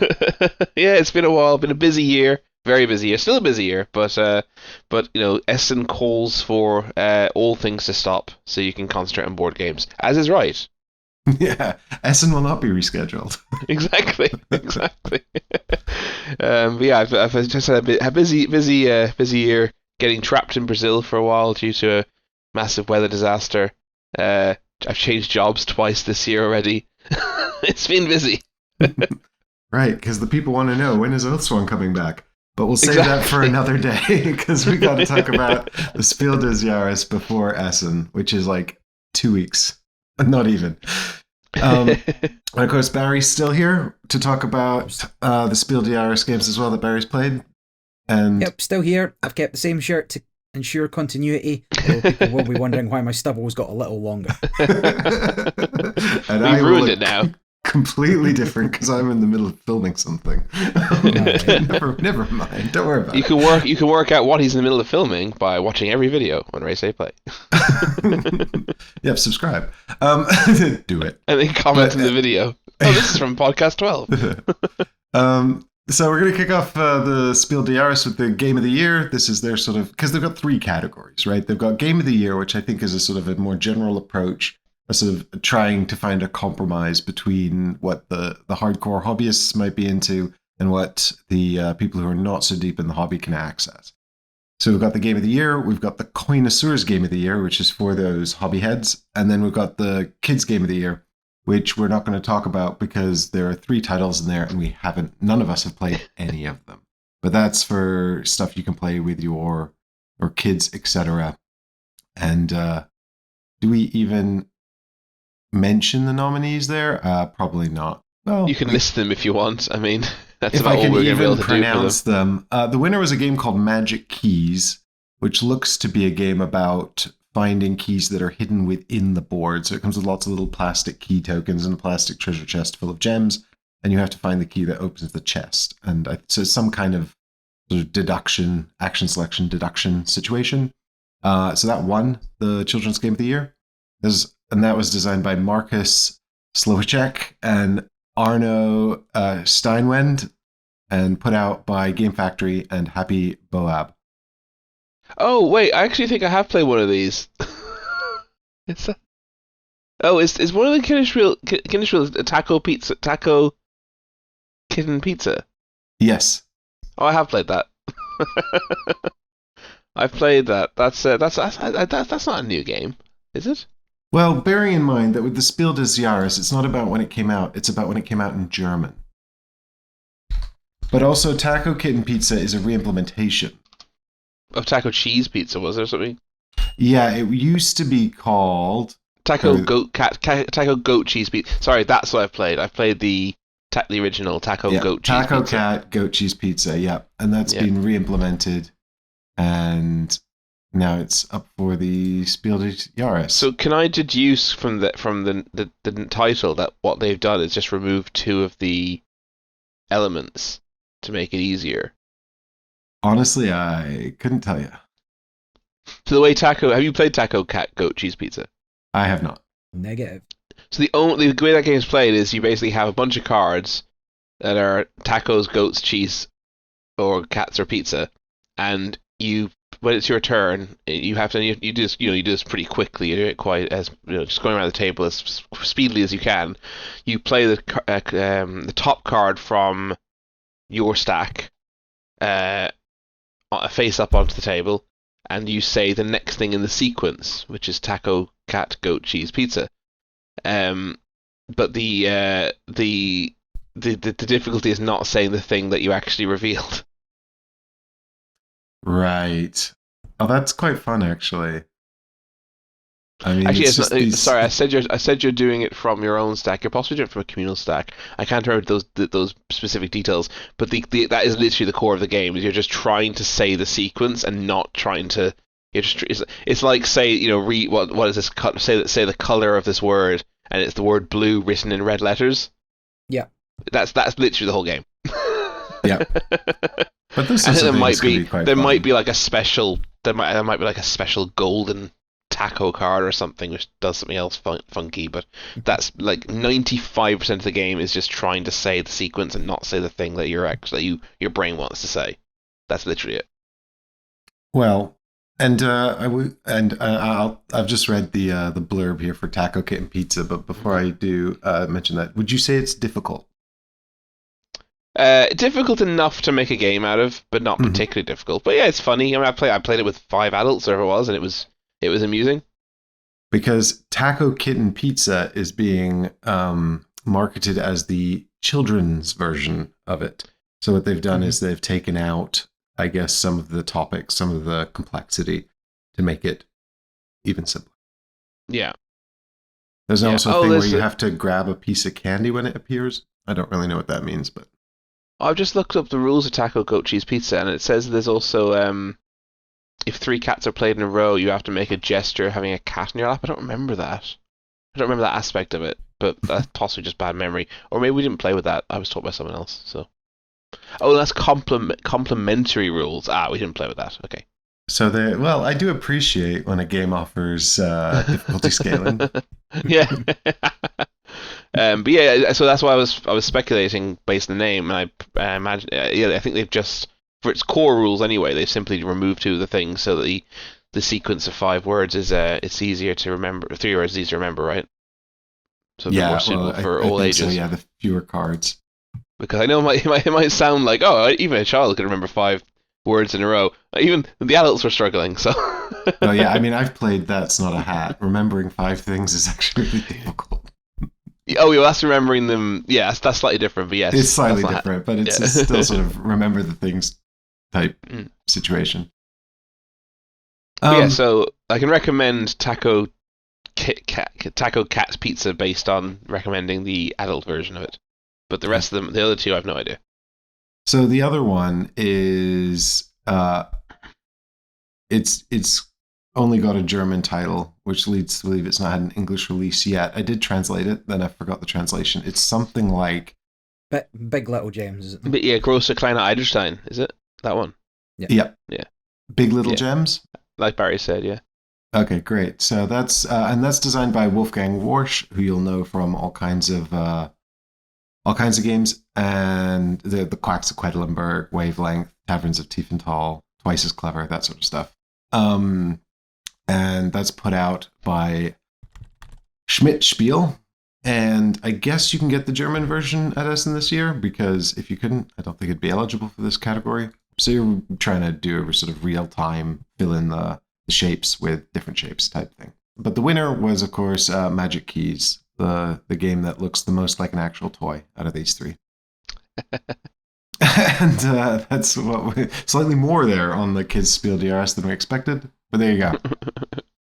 And so in the Game of the Year category, the winner was Sky Team, designed by Luc Remond and put out by Cosmos. And this is a cooperative game in which it's a 2-player only game, and you and the other player are the pilots of a airplane, and you're trying to guide the airplane in safely to land, but you must fulfill a certain number of criteria on a communal dashboard in order to do that. And round to round, you will roll a handful of dice secretly behind a screen, and then use those dice to draft actions on the communal board to trigger these effects that you need to resolve before landing. Unfortunately, the dice numbers are hidden, and you can't tell your colleague what dice you've rolled, so you kind of have to try to prioritize with imperfect information. Mm-hmm. And I played Sky Team in real life just a couple of times. We succeeded the first airport, and then we failed the second airport. The first time you played, did you just play the standard without any extra just a standard scenario? Correct. Yeah, we played the sort of very basic thing, and then we escalated to the slightly more difficult one. So just playing through it in order, I think, insofar as there's an order. And you see the first time and you failed since, is that right? Yeah, I mean, we only played it twice, and we passed the first airport, failed the second airport. Yeah, because I found one time I played it was quite easy. I was surprised. So I'm glad to hear it does get more difficult. Yeah, I hope the scaling's in there. I mean, and Barry, you've played this one as well, right?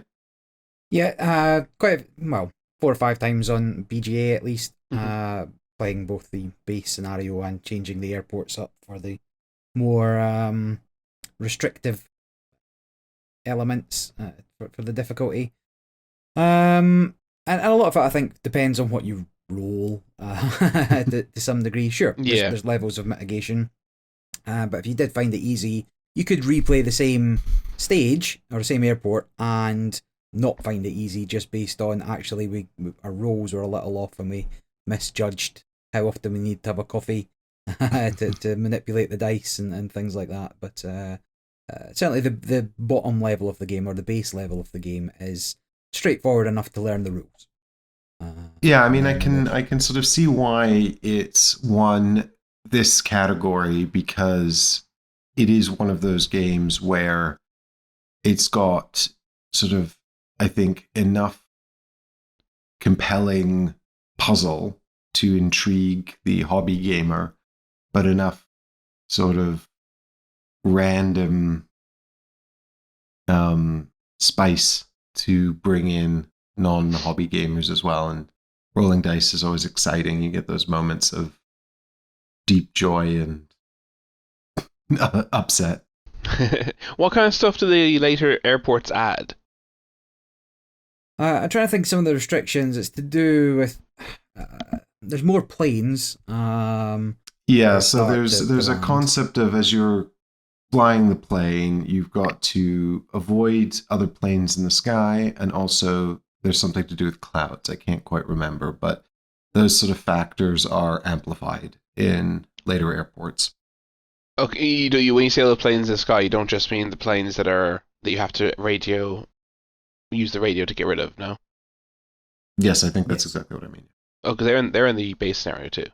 Yeah, yes, there's just more of them to manage. Oh, right, okay. Because I found, and I only played it once, so far I'm not gonna claim this is an optimal strategy that works always, but I found that placing a die basically doing the mandatory actions first kind of helps signal. It seems to. I mean, the real difficulty of that game seems to lie. First of all, lies from either not getting the dice you need to open the landing gear and all that stuff. And then the main part of difficulty comes from getting the pitching correct and getting the speeding correct, because you're not synchronizing with your teammate. So if you just prioritize doing those things first, I found, so like if I put down a 4 for my pitch and my co-pilot has a 4, then they're like they just know they're going to keep that 4 now for the pitch probably. It gives them more information straight away. And the best thing then the co-pilot could do is then do the speed. So now you both have perfect information on what you need to do. Even if your teammate doesn't know what you're going to respond with a pitch or speed, it's kind of already locked in and decided in 2 actions. Good in theory. Depends on what you've rolled. Yeah, but it's not going to be worse than. Well, I don't know. Like I played it once. They're not doing it. Because the other part is you may not be able to put one of your dice there because you need to radio that plane using that number. True. So, yeah, for the speed. Oh, yeah. Well, yeah. That's only for the speed, right? Before hitting it, yeah. If you can't get there. Yeah, and true. You don't move just yet necessarily. I'm trying to remember. I think because we played this in the last time I played this was March, I think. So it's been a little while, but there is an element as well, I think, of in the first airport, it's very much sort of guiding the plane into land, but there's this concept of speed, right, where you are trying to keep up the speed before you have to slow down to come into land, something like that. And I think that's about the distance you're traveling, and that distance. It's very easy in the base game to be able to stop early.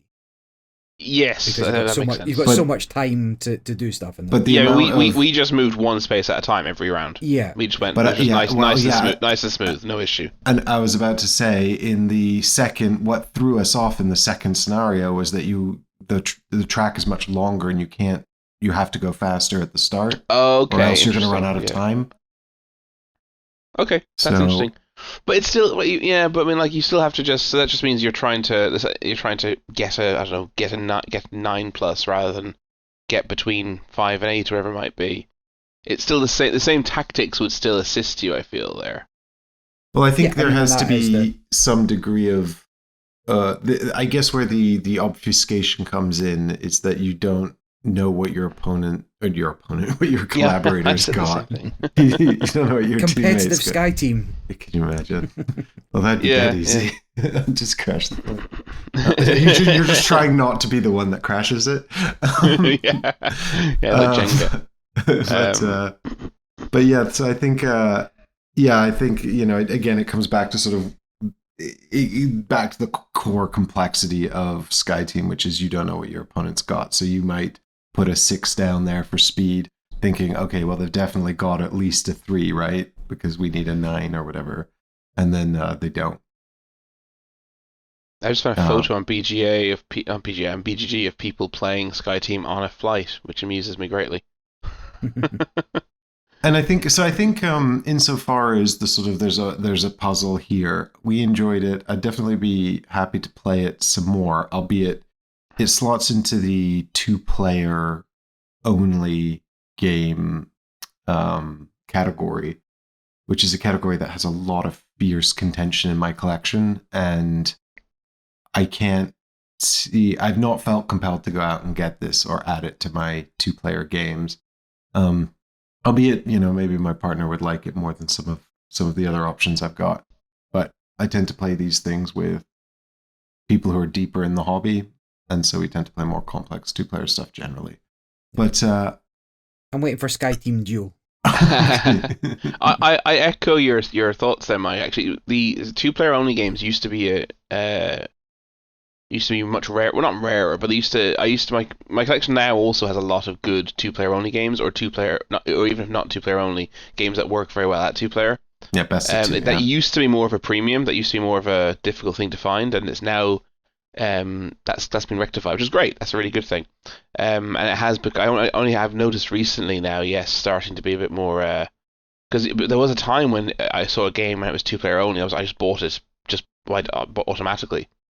And now that's not the case anymore. And yeah, I don't feel compelled to come back to this. I mean, me in co-op games. If I win the co-op game the first time, I'm less interested in it automatically. Yeah, and I would definitely not advise, but I would definitely recognize that this does have quite a lot of scenarios in it. I think there's something like 12. So I think, the first scenario is very much sort of like holding your hand and just guiding you through the mechanisms. Yeah. And then they're going to start throwing a lot of curveballs in later. But obviously, I haven't had a chance to explore all of those, so I can't speak to it. But the one thing I would say about this as well is that I know some people who bounce off it because they don't understand the theme, which is, a pilot and a co-pilot who can't talk to each other about landing the plane. Oh, they don't understand. As in, it's yeah. There's that jarring. ludonarrative disconnect, right? Like, why can't we just? We're a team of pilots. Why can't we just sort this out? Why can't we talk? So it's almost like your radios have broken or something. That's funny. That's funny, isn't it? Yeah, ludonarrative dissonance doesn't really affect me as badly in board games as video games. But that's a good point, actually. You've just ruined the game for me. I hadn't thought about that. Well, we should probably throw Barry. You've played more of it than we have. So, like, for example, do you think I'm going to? Would you recommend I do come back to it, having found the original scenario a little bit underwhelming? It depends. I'm not hugely enamored with it either. I mean, while they're not the same as such, it gives me the same feel that I get when I play Coffee Roaster. Coffee Roaster's a solo only bag building game, and whilst this is a co-op, because you're unable to communicate, there is that sort of solo element to it, and it's more of a kind of just going through some of the motions, hoping for the best. Yes, you do have choices, of course, but they're not so interesting. Like, you've only got the 4 dice, and you've got to do 2 of the actions. And so it's not hugely interesting, but it can be fun. And the additional, we've not got all the way up to like the black level airports or anything. Just done the first, the base one. Some couple of green ones. I think we maybe tried one hard one, and lost miserably on that one, to be fair. But so yes, there is more of a challenge there, but I don't know if it's super interesting enough to keep going back to. It is quite a I don't know, a by the numbers experience at times. I mean, the phrase you use there is exactly the way I felt. But obviously, I didn't. It felt a bit harsh to say after one play, but it's interesting to hear you say that. You say the same thing. You said going through the motions, hoping for the best, and that is very much how I felt. Yeah. Yeah. So that's. Yeah. I mean, I wonder if it's one of those games where the more you play it, the more you develop a collective form of communication. That does sometimes happen with these sorts of games. I think it'll develop into a point where the people that play it, particularly on Board Game Arena, will develop their own language for how to play, the same as the Hanabi crew. Yeah. If you deviate in any way, you'll get kicked from the game. Yeah. Maybe not for me then. Just based on that, I'm not a big fan of these games where conventions arise and you kind of have to stick to it. Yeah, and there's nothing you can do different, right? There's never any real room for creativity. Yes, precisely so. Yeah. All right. Well, that's Sky Team, the winner of the Spiel des Jahres. It sounds like we're all a little not surprised. Ready, Steady, Please. No, I'm surprised it won, I must say. Speaking of surprised this one won, why don't we talk about the two runners-up? We'll start with In the Footsteps of Darwin. This is a 2023 release, so I guess it just made it to Germany. This is by Gregory Gerard and Mathieu Verdier, and it's by Sorry We Are French. And sorry for my French accent. That's all right. Darwin's English. Sorry, is the people of France. Well, I've not played this one. I think this and I want to say, did Encyclopedia come out about the same time? I think about 4 or 5 different Darwin games came out at a very similar time. Because it was that and also Darwin's Journey. But that's what I'm thinking of Darwin's Chris, Journey. you bought this at the UKG, didn't you? Deborah bought this actually at the UKG. But we played it several times, and we really like it. I personally think this game should have won Spiel. It's very, what's the word? It's the right for me. It's exactly the right weight for and length. So it's about a 30 to 45 minutes, 2 to 5 player. I would say 1.5 to 2 weight. On BGG's weight system, which is always up for debate anyway. But it's basically it's tile drafting, it's set collecting, and it's so basically you've got the, I don't know if you're looking at any images of it, but you've got the Beagle, you got Darwin's ship moving around the edge, and you can edge of a 3x3 grid, and you can take any of the tiles in the row or column that the Beagle is currently in, and then you move the Beagle along according to which tile you take. So if you take the tile closest to the Beagle, it moves 1 space. If you take the one furthest away, it'll move 3 spaces. So you're both controlling what you're taking and also controlling to a certain extent what your opponent or the next player in turn order is going to have access to. Realistically, obviously, this kind of weight game, that doesn't come into it too much, but it does feel a bit more empowering to have that little bit of player interaction where you could take something slightly less optimal to mess up your opponent slightly. But there's also mitigation. You've got a resource which you can use to move the Beagle back and forth 1 space to give it, or to wipe away the tiles you've access to and get some new options. And you're basically just taking these tiles and you're filling out your research book, I suppose. You want to see birds in all the continents. You want to see reptiles in all the continents. And you want to see mammals in all the continents. So you get getting all the mammals is good. Getting all the Asian creatures is good. But then you also have incentives to double up on things, which is that if you get your second Asian reptile, you get to draw a theory, and the theories are basically unique scoring opportunities for yourself. And then, but there's also an element of what the things when you cover up a tile, you will lose some benefits on the tile you're covering up as well. At the end of the game, you'll score based on what tiles are visible, as well as what sets you've collected, and as well as what theories you've acquired throughout the game. And that's kind of all there is to it. It plays very quickly. It's very engaging. It's thematic. The thematic link with the gameplay is relatively limited. It's quite Eurogaming in that sense. But it makes enough sense that it doesn't experience too much into the narrative dissonance. Even though I'm sure the Beagle moved by different means other than guides pulling it backwards. Yeah. There's something inherently thematic about Darwin set collecting, isn't there? Well, quite exactly so, yeah. But yeah, I really enjoy it very much, and it's just one of those. I find these games that are like 30 to 45 minutes are very. I find those very valuable. There's lots of games that take 10 to 20 minutes, lots of games that take 2 hours plus. There's not so many 60-minute and under games. Well, if you can find one that's about an hour and is really good, that's pretty special. Yeah, exactly. I mean, I've been saying that for years, and maybe it's a bit like 2-player only games are becoming more common. Maybe this is also becoming more common. But yeah, no, it's highly enjoyable. I would really recommend it. Expansion next year? Well, no, I don't know if it's an expansion next year, but I tell you what is coming out at I believe at Essen this year, a game called In the Footsteps of Marie Curie. Marie Curie, yeah. Which I think this is actually a tremendous idea. Obviously, one could be cynical and just say they're gonna ride this gravy train as long as they can, and there's probably an element of that. But hey, business is business. I think this is sorry. I'm going to say that Marie Curie looks significantly different. It does, doesn't it? Yes. But I also think this is just a wonderful idea. These, if you can get, I would say go for it. If they can have a diverse range of titles, which are about historic scientists, I think that's a great idea.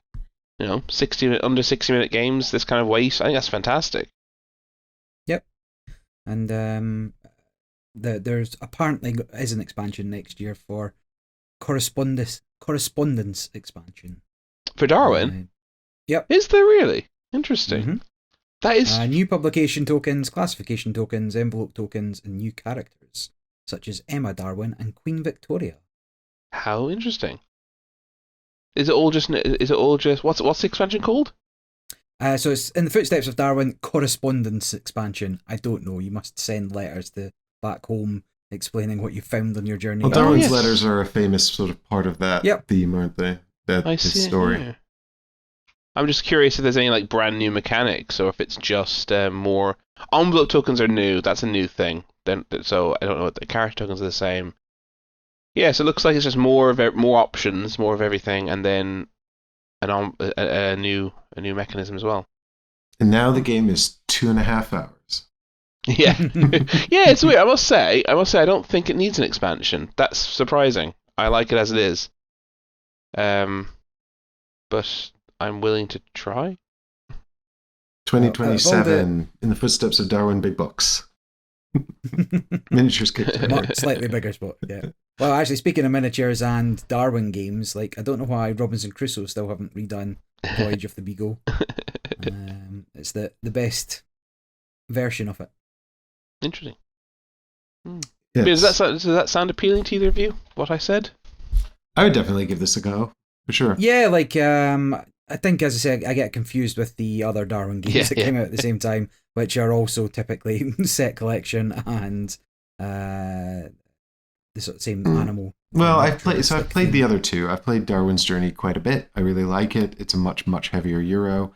And I've played Encyclopedia. We actually live streamed that on the channel. And that's also heavier than this. And it's a sort of very heads down calculational affair. I didn't mind Encyclopedia. I haven't had a chance to play it again. I certainly would, but I'm not in a hurry to go out and recommend it to anyone else. Yeah. Nah, we got rid of And it. it doesn't matter now because it's super out of print. So I feel this would be a game you'd struggle, not struggle, but it'd be hard to justify getting rid of it because you'd always find time. You'd come out every so often because it's so easy, it's so short, easy to teach. I think you'd actually quite enjoy it, Mike. I can't speak for Barry's taste as much, obviously, but I think you'd quite enjoy trying to optimize things. Like for example, there's one element of scoring is your compass, the compass tokens you acquire are multiplied by the visible maps on the tiles you've taken. So the compasses are tokens you take when you get the tile, but the maps are only represented on the tiles. So you have to keep the maps visible. You can't overlay on them. We can, but you'll negatively impact that particular scoring system. So there's this optimization of what tiles you do and don't overlay on. But you need to overlay because you need to get those theories because they're a massive scoring opportunity as well. right. So there's definitely and then like I said, it's just enough player interaction because you can impact each other. You probably won't very often be able to like completely remove the option for someone to get the thing they wanted, but you'll definitely make it so they're going to have to spend a resource to get it, which maybe they want for something else. Obviously, there's theories and the first come first serve for the theories. So there's just enough of everything to keep you engaged, especially over such a short playtime. Well, that sounds great, and I certainly hope to give it a try. So we'll move on to the final nominee for Game of the Year, which is Captain Flip, which we've all played, albeit only on BGA. Must be the lightest game potentially ever for. It's definitely the lightest I know game. that Spiel des Jahres is not always heavy, in fact, very rarely heavy. But Captain Flip is quite a light tile. What is it, like a tile? It's not drafting because you're just pulling them out of a bag. It's similar to Darwin actually, insofar as you're taking the tiles and putting them onto this prearranged grid where where their position matters more in this, doesn't it?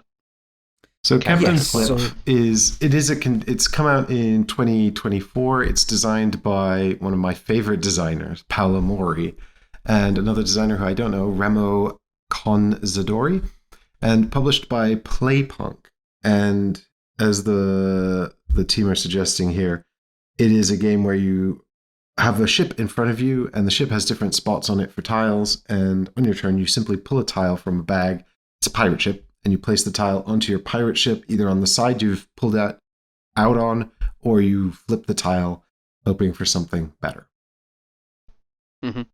And that's the whole game. Each face of the tile has different impacts on you. You're trying to collect coins, I think. Is it money you're trying to collect? And coins. Yeah, some of them just give you straight up money, and there's sort of some that have like little push your luck elements or allow you to modify something you placed previously. So some tiles will let you flip a tile you've already got down. There's something about cannonballs, like if you get 2 of them, then that's great, and if you get 3, then you're in trouble. Stuff like that.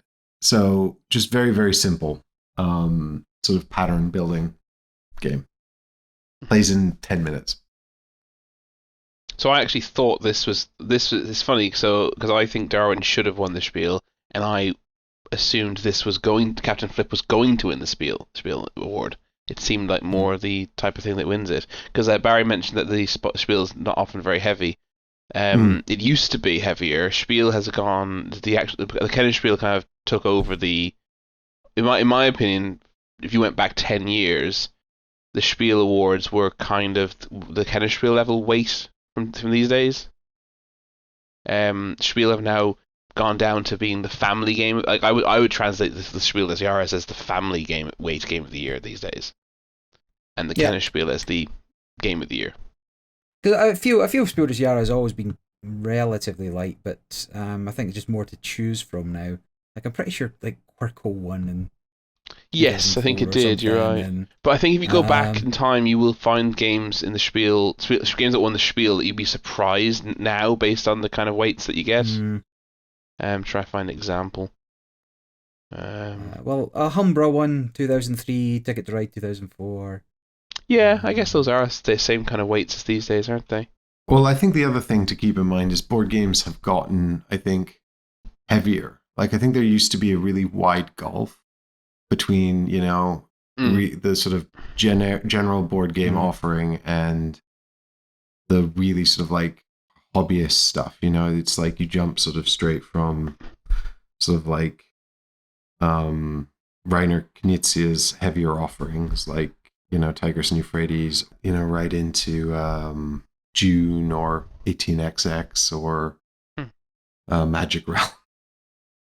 I think what may have inspired my opinion is a memory, a relatively recent memory of, for example, of King Domino and Just One. I think one back-to-back years or close to back-to-back years, and those are obviously incredibly light games.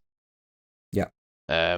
So perhaps my formative years of paying attention to Spiel kind of made this what formed this opinion.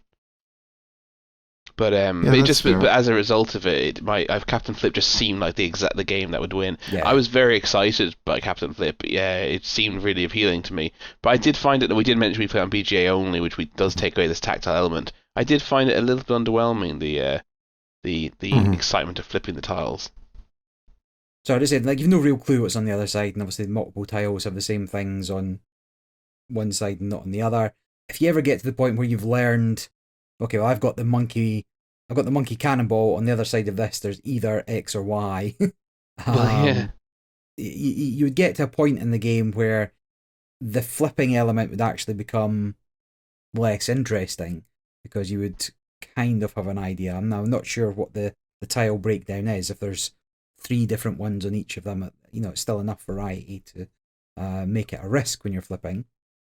I don't think this wants to exist in a space where you're making a strategic choice based on probabilities. Correct. No, yeah. I think so you'll never get to that level where it's competitively tournaments, you know, tournament level Captain Flip. Yeah. This wants to exist in a space where it's like, oh, I hope I get what I want from the bag. Oh, did I get it? Oh, this is only okay. Do I flip it? You know. But see, I don't think that question, do I flip it, it wasn't present enough for me. I found it was always a binary. It was either I got something and I was either excited by what I got, or I wasn't. And if I wasn't, I flipped. Yeah, there's not enough tiles in the sort of the gray, this is just okay space. Well, I think what it is there aren't enough tiles that are actively bad, obviously you don't want the tiles to be actively. I mean, I guess you could have had a tile that's simply a bad thing, but I think that's too boring then, because then if you draw it first, obviously you flip. But I think if they're just straight bad, then you're just going to flip them. So they have to be. The tiles need like to be cannonball, situationally right? bad. Yeah, they need to be situationally bad. And I think, so that the crow's nest, for example, is worth 4 points if it's at the top. Maybe it needs to be worth -1 if it's at the bottom, or something like that. I don't know. I think though that's still too binary, right? Because if it's going to be -1, you might as well just straight flip it. No, but then you could let's say put it in the middle for a net 0, or put it at the bottom, or you could flip it and maybe get something that's going to be even worse because of the particular situation. Because the only negative is getting 3 gunners, and even if you get 3 gunners, you can still get rid. You have till the end of the game to use a monkey or to get rid of one of them. Well, and I think two observations I'd make. Well, one is just to sort of point out for the people at home, really, that the pirate ship is a grid, and you place the tiles into columns which along the grid, and you must start from the bottom of the pirate ship and build up. And certain spaces have bonuses on them as well. So there is an element of collecting the bonuses as you put the tiles out. I don't think the tiles impact that, though. I think so. As soon as you cover a bonus, you just get it. Or do you have to complete the column? You have to. There's no, as far as I remember, there's no bonuses you get for spaces. You get bonuses for finishing a column. You get bonuses for completing a column. Okay, so you're trying to get to the top of the column. So maybe that would have been a way of enhancing the complexity, is having certain spaces trigger with certain kinds of tiles. So there's a bit more of a sort of puzzly geometric element. But I think also the fact that all of our instincts have been to try and make this more complex shows that it might just be a bit too light for us. Yeah, possibly. But I love light games, and I was excited by this one. But I think maybe if you already knew if you had to select where you're going to put the tile before you ever drew, that would definitely up the stakes of flipping. But then you're limiting your agency too much in another way. Yeah. So, yeah. Yeah, I think Captain Flip is definitely a give it a try game. I don't know if you need to play it before you buy it on the count of it's not going to be too expensive. I can't imagine it's very expensive. But also, it's probably, I think, going to sit, because we talked about this earlier on in this episode, actually, didn't we, Barry? Fantasy Realms.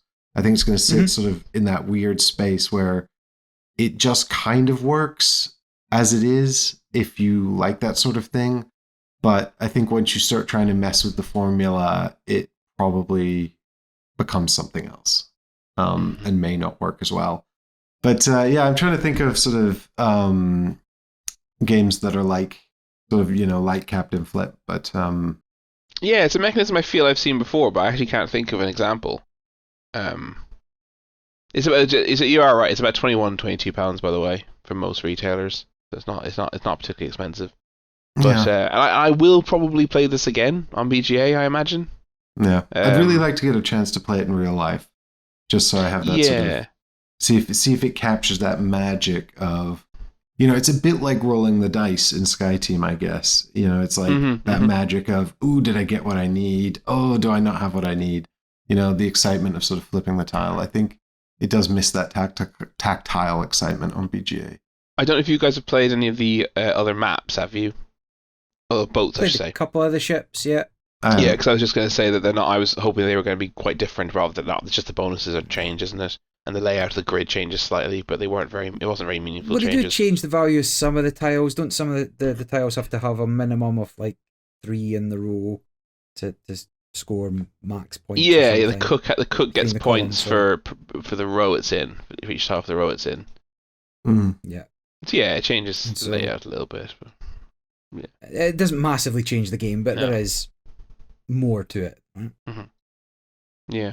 All right. Well, that's Captain Flip, the super light game we thought was going to win and didn't. So does that mean we can give the RSP Spiel des Jahres award to In the Footsteps of Darwin? Sounds like even though I'm the only one who played it. That seems wrong. Oh, executive decision. Yeah, we are a socialist operation. So. Yep, there we go. So In the Footsteps of Darwin gets our nod out of these three. And now we're moving on to the Connoisseur's Game of the Year. The winner of this one was a 2023 game, Daybreak, aka E-Mission, designed by Matt Leacock and Matteo Menepace. This is published by Schmidt, and it was published via crowdfunding, actually, on BackerKit, I want to say. This is the cooperative game about solving climate change, in which you are all playing as not even countries, but continents or sections of the Earth. It's all sort of a bit. Oh, I thought you were playing as sections of the government or something. No, you're playing as like America or Africa or Asia. Okay. And so it's sort of I don't think it's super strict about its continental or country divides. You play as Europe, for example, which is obviously, what are you, the European Union? Global power. Yeah, global power.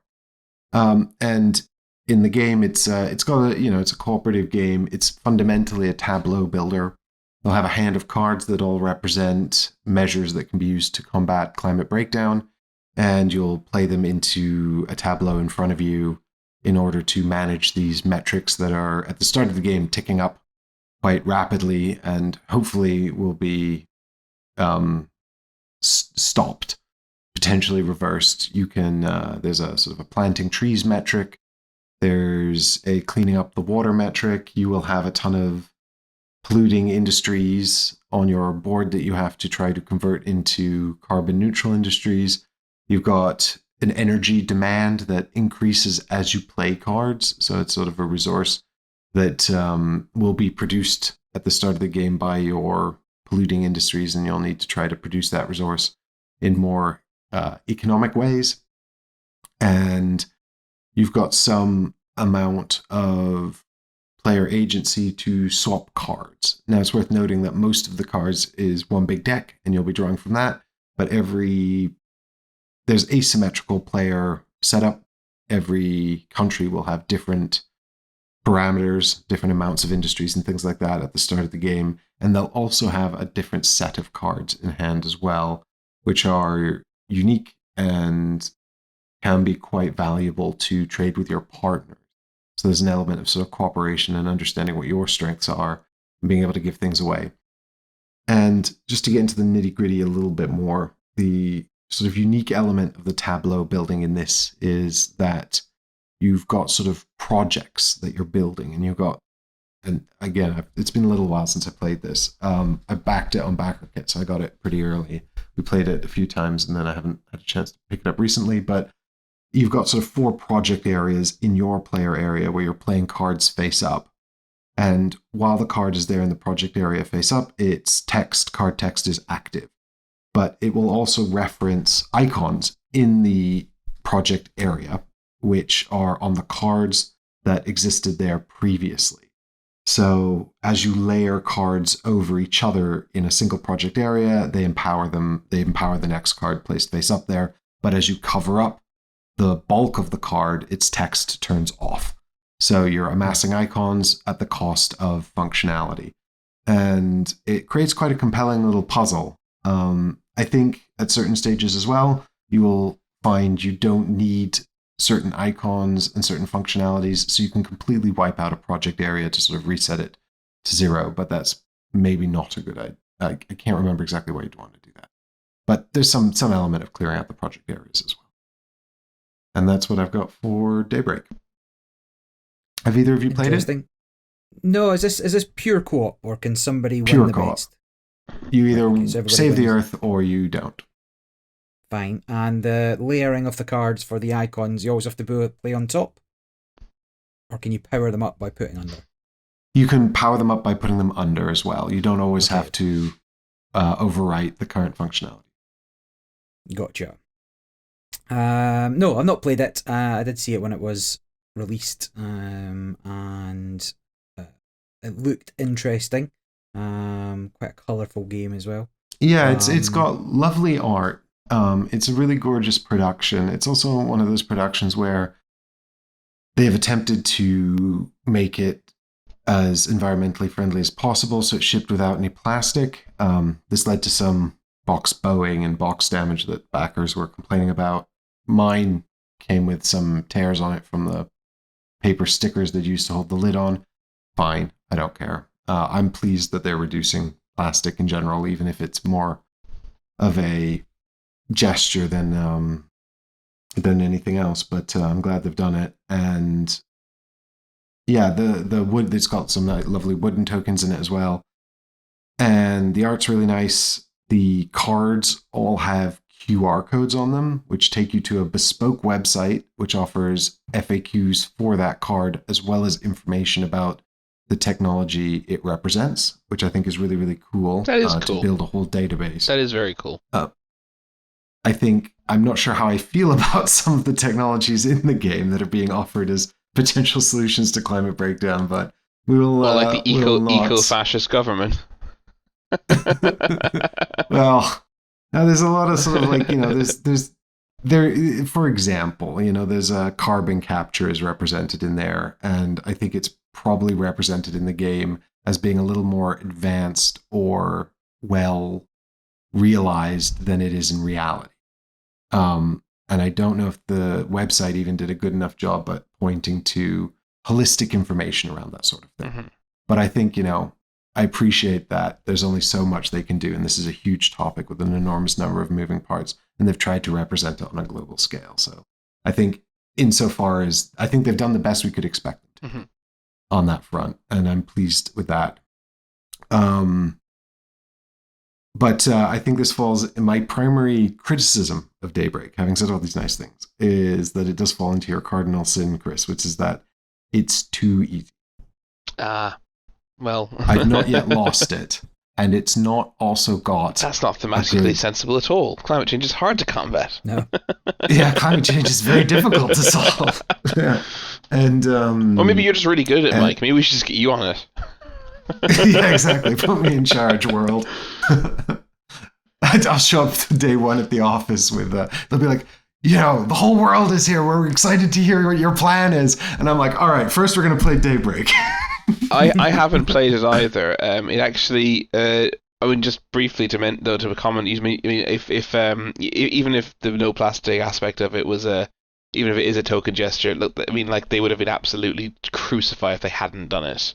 So they had given the theme of the game, so fair play, they had to do that. Yeah. I mean, they could have I suppose they could have rethemed it around any kind of global apocalypse. Well, they clearly did a lot of research though into the climate change thing. Yeah. I have read an article, not an article, but a post, a well-written post on BGG from a climate scientist who said the game's in many ways very accurate. He did have some criticisms, but it got a big tick from him ultimately in terms of its implementation of the theme. Well, and that's good to hear. I do think it certainly tries to model a lot of stuff. For example, the acidification of the water is one of the parameters you're managing. So it's looking at these sort of global biological systems in a very holistic way, which is good. And but I think there is just to come back to the actual game mechanisms here, there is high expectations from Matt Leacock, who is of course the designer of Pandemic. And yes, I'm surprised it's so easy based on Matt Leacock. Yeah, because Pandemic was difficult. Now I find Pandemic quite manageable, but when it first came out, it was people new to sort of these kind of cooperative puzzly games where you're putting out fires and trying to manage progress while putting out fires. But if you have the expansion that gives you the extra 2 epidemic cards, Deborah and I, we eventually won it. It took God knows how many plays, but we were just like machines, just like nope, reshuffle, failed, go again. It took so long. If you have 7, I think it's 7, maybe it's 6 the maximum, but the maximum of epidemic cards in that deck, it is unforgivingly difficult. Like probably too difficult, probably not even a proper game anymore. You're just playing absolutely optimally because you've played so much, and if one thing goes wrong, which is out of your control, you'll lose. So maybe that's not a good thing either. But I'm still surprised. It's interesting as well because on this episode we talked about Horror on the Orient Express, which is another cooperative game that you actually played, Chris. Yes. And that's got sort of similar vibes of like having to really optimize to sort of solve a core problem while putting out dozens of fires. Yes. And Daybreak sort of models that same kind of play experience, except we've not yet failed it. And out of the box, it doesn't offer really good ways to escalate the difficulty, which I think is its core letdown. I wouldn't have minded if the basic scenario was easy, or even the win rate was 60 or 70 or 80%, if there was then a very obvious way to make it more difficult. But the core difficulty scaling comes from your starting powers. Effectively, if you have America and Asia, then it's fairly easy for you because they're on side. Whereas if you start as Africa and Europe, it's much more, or I think there's one that's just called Rest of World. So if you're Africa and Rest of World, it's really difficult because it's, I guess, assumed that you don't have those major powers on your team. Now it does go up to 4, so there are even fewer scaling options at 4 players because you'll be using more of the powers in total. So that was the most disappointing thing to me about the game, because I really liked everything there, and I liked the mechanisms, and I liked the tableau building and the core puzzle, but we won it, and then we won it on the hardest difficulty we could muster at 2 players, and then we were kind of done with it. I should mention as well, while the scientist, a climate scientist overall gave it a tick for a theme, and for he did mention that something he really bothered him was the lack of feedback loops. I don't know if I'm just going to mention it so you can, from an actual mechanical perspective, potentially then chime in on it.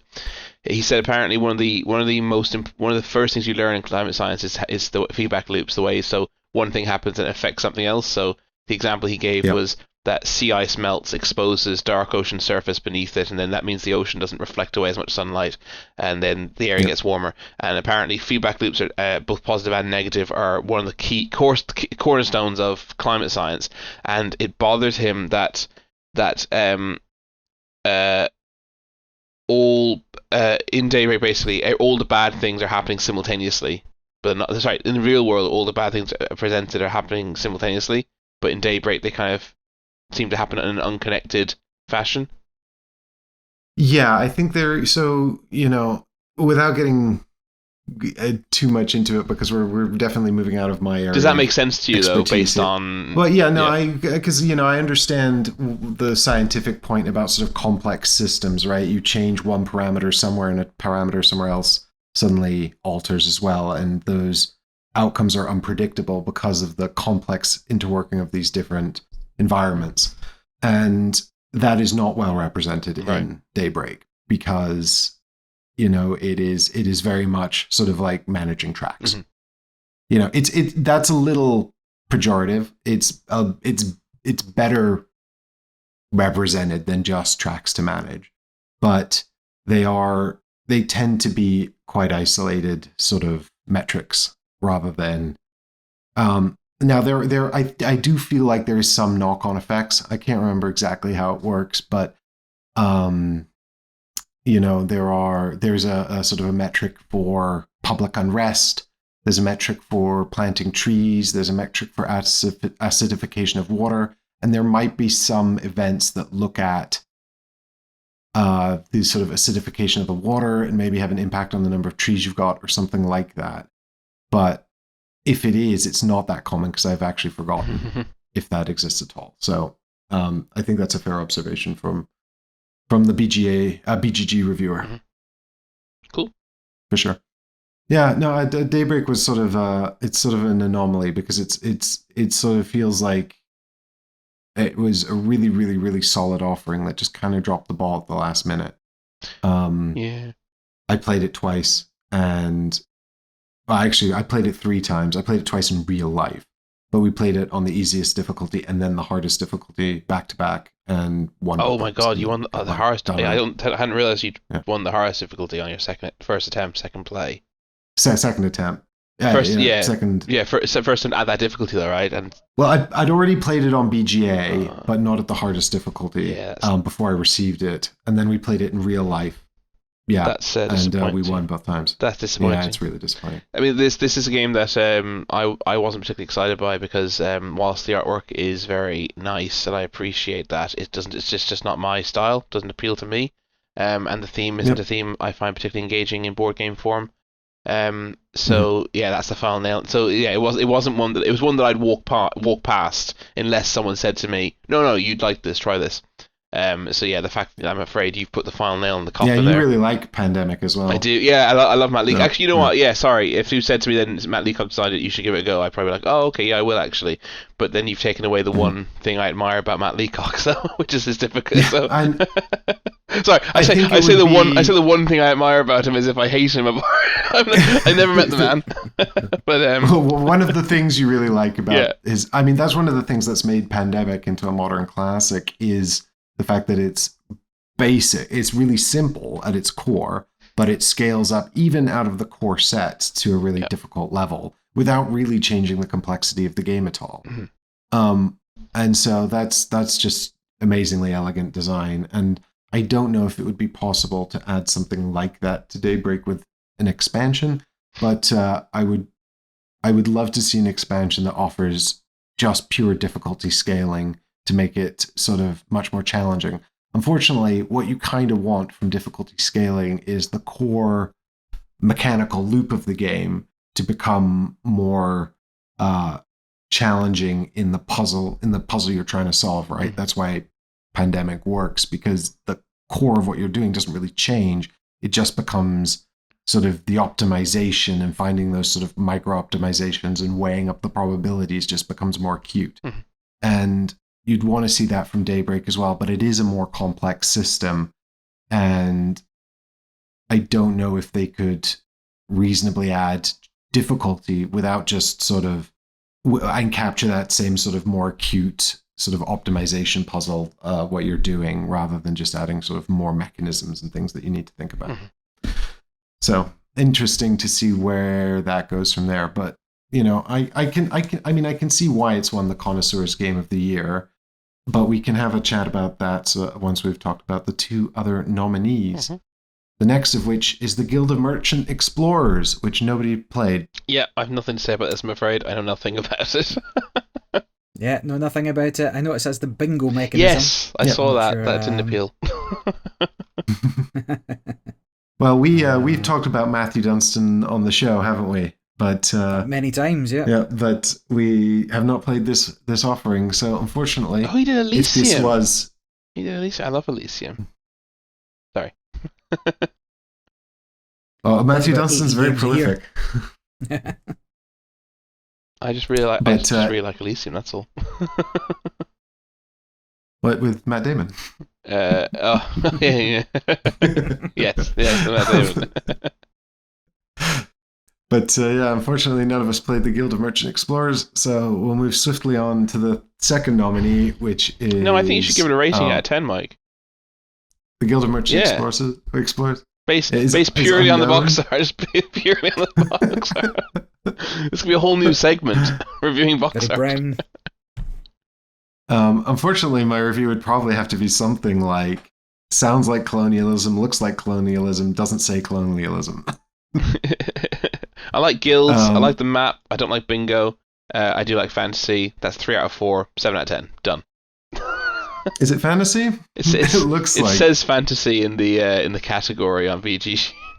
Yeah, but it looks like Age of Discovery. But guys, the whole point of this is as an uninformed opinion. Okay. Yep. Stop applying logic. So that's anyway, that's Guild of Merchant Explorers. That's designed by Matthew Dunstan and Brett J. Gilbert and published by Skellig Games and AEG. Moving on to a game that you two have played and I haven't, even though I own it. It's Ticket to Ride Legacy Legends of the West. You've owned it. Designed by Rob Davio, Matt Leacock, and Alan R. Moon, 3 Titan designers, and published by Days of Wonder. You've owned it for precisely the same amount of time as I have as well. Yeah, but I bought it with Michael, and then Michael just went off and had a social life. I'd argue you went off to a different location. Look, this is Michael's fault. It's not up for debate. Do you think Alan R. Moon actually did any designing work in this game, or do you think that he's just credited as because he designed the original Ticket to Ride? I'd imagine he probably did some of it, right? I mean, the amount of variations on Ticket to Ride that he gets involved in, he must have had some ideas in his back pocket that were a little too out of left field for a standard release with sort of stickers and things that change, elements that change on the board that would be hard to represent on a non-legacy game. Certainly, I want to say France Ticket to Ride there's no colours on the board initially. And you have to decide, you have to lay down the tracks like the stickers kind of work in this legacy game. Although there's like 50 different versions of Ticket to Ride, so I can't remember which one's which exactly. No, I think France has something to do with the tricolor, the different colours of. I think there's only red, white, and blue trains or something. There's definitely one of them where there's no colours on the board, and you have to first of all assign a colour to a track before being able to put down a train. And that's on the non-legacy version. But yes, so I imagine he was involved. However, of course, Rob Davio, a stalwart of the legacy genre, as is Matt Leacock now with the Pandemic Legacy series. Which they were co-designers on. Yeah. They both worked on. And so yes. I imagine... But this is... I was just going to say, at its core, this is still Ticket to Ride through and through all 12 games that you'll play through the campaign. If you don't like Ticket to Ride, you're probably not going to find there's more here, and there's more things to possibly like, but typically you're getting tickets, and you're getting tickets, you're collecting trains, you're placing trains. Yeah, I'd say if you don't like Ticket to Ride, you will not like this. However, if you are a bit fed up with Ticket to Ride, this will reinvigorate you for the 12 games it lasts. Yeah, and I found like every game introduced something new and different, and the elements that I introduced in one game may last only for one game, but may last for sort of 3 or 4 games out of the 12 that you're playing. Nothing overstays its welcome. It keeps it fresh. There's a constant sense of exploration. There's a constant sense of novelty and to some degree innovation with everything that comes through the game. It's a difficult one to talk about without spoiling too much. But know that as you play the game, the first one it's like my first Ticket to Ride. The map's tiny. You've only got tiny little routes to go along, and there's not too much you're changing up. But as the game opens up and you get into like a large game of Ticket to Ride, you'll have gone through a number of small changes to scoring that you've got to pay attention to during those 1, 2, 3 games that they're there for, and it was a ton of fun. Like, I played it in 4 sessions, 3 games a session. Oh wow, that must have been, because the first 3 games you can play in probably an hour and a half, but the last 3 games must have taken you an hour and a half each. Yeah, I'd say an hour each. Wow. Like, wow. I think didn't you both played it at was 2? an afternoon. No, played it at 4. You played it 4. I played at 5. Oh wow, okay. And I've got another campaign of it going with 4, which is 2 games. I've played 22 games of it. Is it resettable then? No, I have my copy, which I'm playing with my parents, and a friend of mine got a copy, and we played with them as well. Wow. There we go. We finished that one yesterday. No, yesterday. What day is today? A few days ago. I mentioned it to you. I can't remember what it was.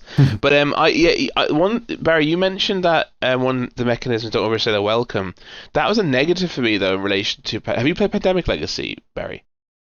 No. So in Pandemic Legacy, when a new mechanism is introduced, it typically lasts the rest of the campaign. Not always, but typically it stays. And so this is possibly bias of first experience.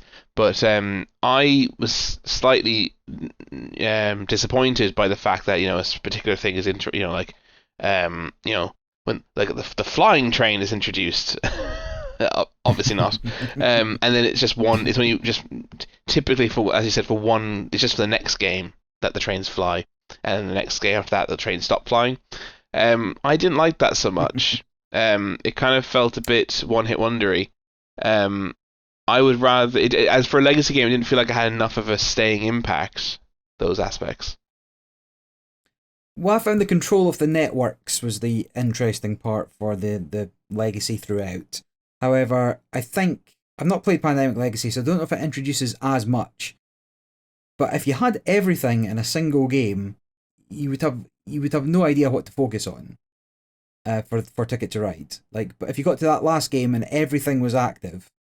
Yeah, that's an interesting point which you raise, and I think that might be explained by. I think that's a good point. I think it's possibly explained by the fact that Pandemic is cooperative as opposed to competitive. Yeah, I think that's a really good observation about cooperative games, in that there's more players to sort of do the heavy lifting. I think the other thing I would observe, having played Pandemic Legacy, not this, but other campaign games and stuff as well that introduce rules gradually, is that although Pandemic Legacy introduces things and they tend to stay around for the whole game, it's also kind of a degenerating game state in that things are collapsing around you. So although all the rules are present, they do, and the complexity is broadening, the actual amount of sort of stuff you're dealing with is also diminishing.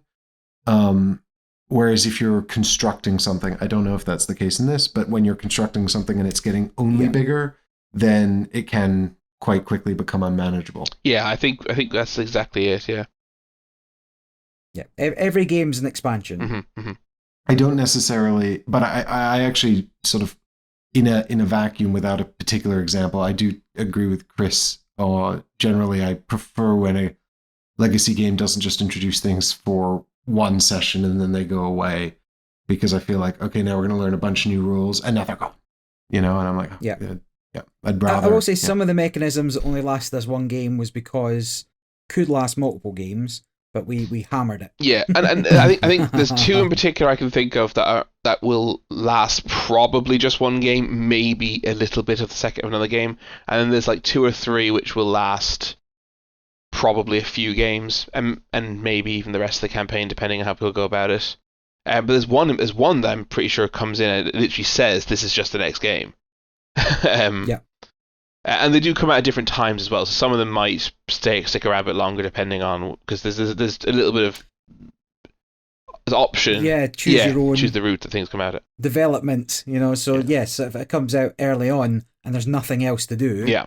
Well, yes. You're going to focus on that, and if it comes out much later where you're working on other things, it might last potentially next 3-4 games or even until the end, depending on what's what. But and so that will vary depending on your playgroup, and also I would guess player count. I know some of the elements account for that. Like you get fewer things at lower player counts, but I had a great time with it anyway. I'm not massive on Ticket to Ride. I used to be very poo-poo on Ticket to Ride. Played the original, the America version. It was okay. I moved on. My tastes got heavier very quickly from the first time I'd played it. And then some other people I was playing with liked Ticket to Ride, and so played Europe, and that was a little better.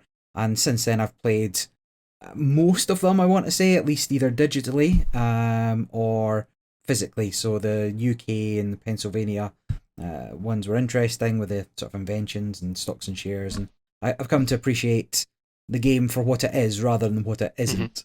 And so the legacy version I had some reasonable hopes for, and to my mind it very much hit all of those. Like I enjoyed every game that I played. The game at the end, for the scores being in the 1200s, 1500s, I can't remember what the scores ended up at. It's quite close by the time we finished, and that was over the course of 12 games. And some people going heavy on one element, and other people going heavy on another element, and all balanced out. And I ended up sort of rating this at I don't know what's stopping me giving it a 10, but I rated it a 9. For the end of it, because it was just a really good experience the whole time. Everybody had a great time playing it. Nothing overstayed its welcome. But the core part is still Ticket to Ride. So if you're not big on Ticket to Ride, you might still not love this. But if you like Ticket to Ride in any way, or if you can appreciate Ticket to Ride for what it is, you might find a lot of welcome surprises in this box, and all the different things that it tries to do with the system. Yeah, I agree. I'm the same as you. I think I got fed up with Ticket to Ride because it was one of the earliest games I got to my collection. Played it too much back when my collection was too small, and then never wanted to play it ever again. But then this reinvigorated me. Like I said, you're not going to like this if you don't like Ticket to Ride, but if you got fed up with it, this will definitely. It's still worth playing. It's worth going back down memory lane with this. But yeah, I think you mentioned the scores you mentioned are accurate to what we had. Deborah won by 9 points. I came second. After the 12 games, yeah. It's very upsetting. There's a reasonable gap between first and fifth. Quite a big gap, actually. A good couple of hundred points. But we didn't know who was winning throughout, which was fun. I enjoyed that aspect. But yeah, I really enjoyed. I really enjoyed it. It's got an interesting catch-up mechanism. Yes, a good one, actually. Where you sort of get an extra goal. And as well, and the variable powers, and people, like I say, can focus on some bits and not others, and you can't ignore anything entirely if you still want to score super well, but you can go heavy on one element, and if somebody looks like they're running away with that, maybe you can focus somewhere else, or look to end that particular game quicker by getting all your trains out. That's classic Ticket to Ride end game. And you must have liked it enough if you're playing it the whole thing second time. I committed to the second one, but when I was only maybe 4 or 5 games into the first. But yeah. I mean, like I said, I've played it. I've only got 2 games left and the other one to go. So yeah, definitely. I'm looking forward to seeing how that other one ends. To be honest. And have you found that there's an amount of replayability there? Yeah, well, I mean, as in, do you mean as in, is it fundamentally different, or do you mean? No, what I mean is, are you trying something different? Are there enough strategic horizons Oh, to be um, successful doing a different strategy? well, Barry kind of touched on that when he mentioned that you kind of have to focus on everything, but you Yeah. can't you can't ignore one new aspect. So no, I guess is the answer to that. I guess I'm basically just do the same thing, again. But because you're playing different players, because mechanisms are coming out in a different order and interacting with each other differently, because every deck is quite large. Obviously not without spoilers. The only decks you'll know about are train card decks and the ticket decks. But obviously there are other decks of cards as well that will come into play. They're all different enough and varied enough. And obviously different things will and won't come out. That it's been sufficient to play 2 campaigns. So it's remained compelling. The variety has kept it compelling. Yeah, it's been just enough. I don't think I play a third one. Like, definitely didn't see everything the first time round. There was loads of cards left over that we don't know what the story element was. And the legacy game is designed to be played potentially up to 3 times with 3 different endings. So once you've done the first ending, it tells you, well, next time you play, do the second ending. And next time Are they different endings? I thought they were just two, because there's a puzzle at the end which variants. You'll know the answer to if you've done already. So there's correct. Yeah. So variant solutions to the final game. Mm-hmm. Yeah. So it just means that you can, because there's a puzzle that otherwise a previous player will just know the answer to. So yeah, they fixed that, which is good.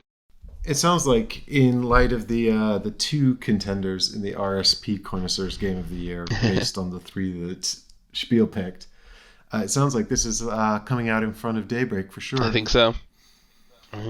Yeah. It must be nice for Matt, though, to be involved in 2 out of 3. But so that's the Spiel des Jahres titles for Essen this year.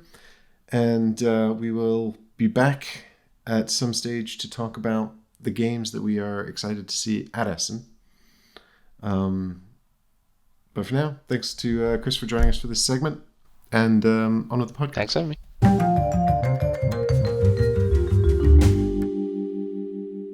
As we approach Essen, the schedule might get a little hectic, and so episodes might not be coming out exactly as they normally are planned.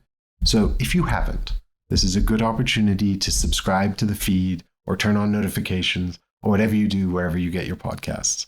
But we thank you so much for listening, for spending your time with us, and we hope that this has been useful. Until later, or next time. You can always harass Barry at askreadysteadypodcast@gmail.com. And I may even look at them. He might. You just don't know. You could be one of the lucky ones. Bye, everyone. Bye.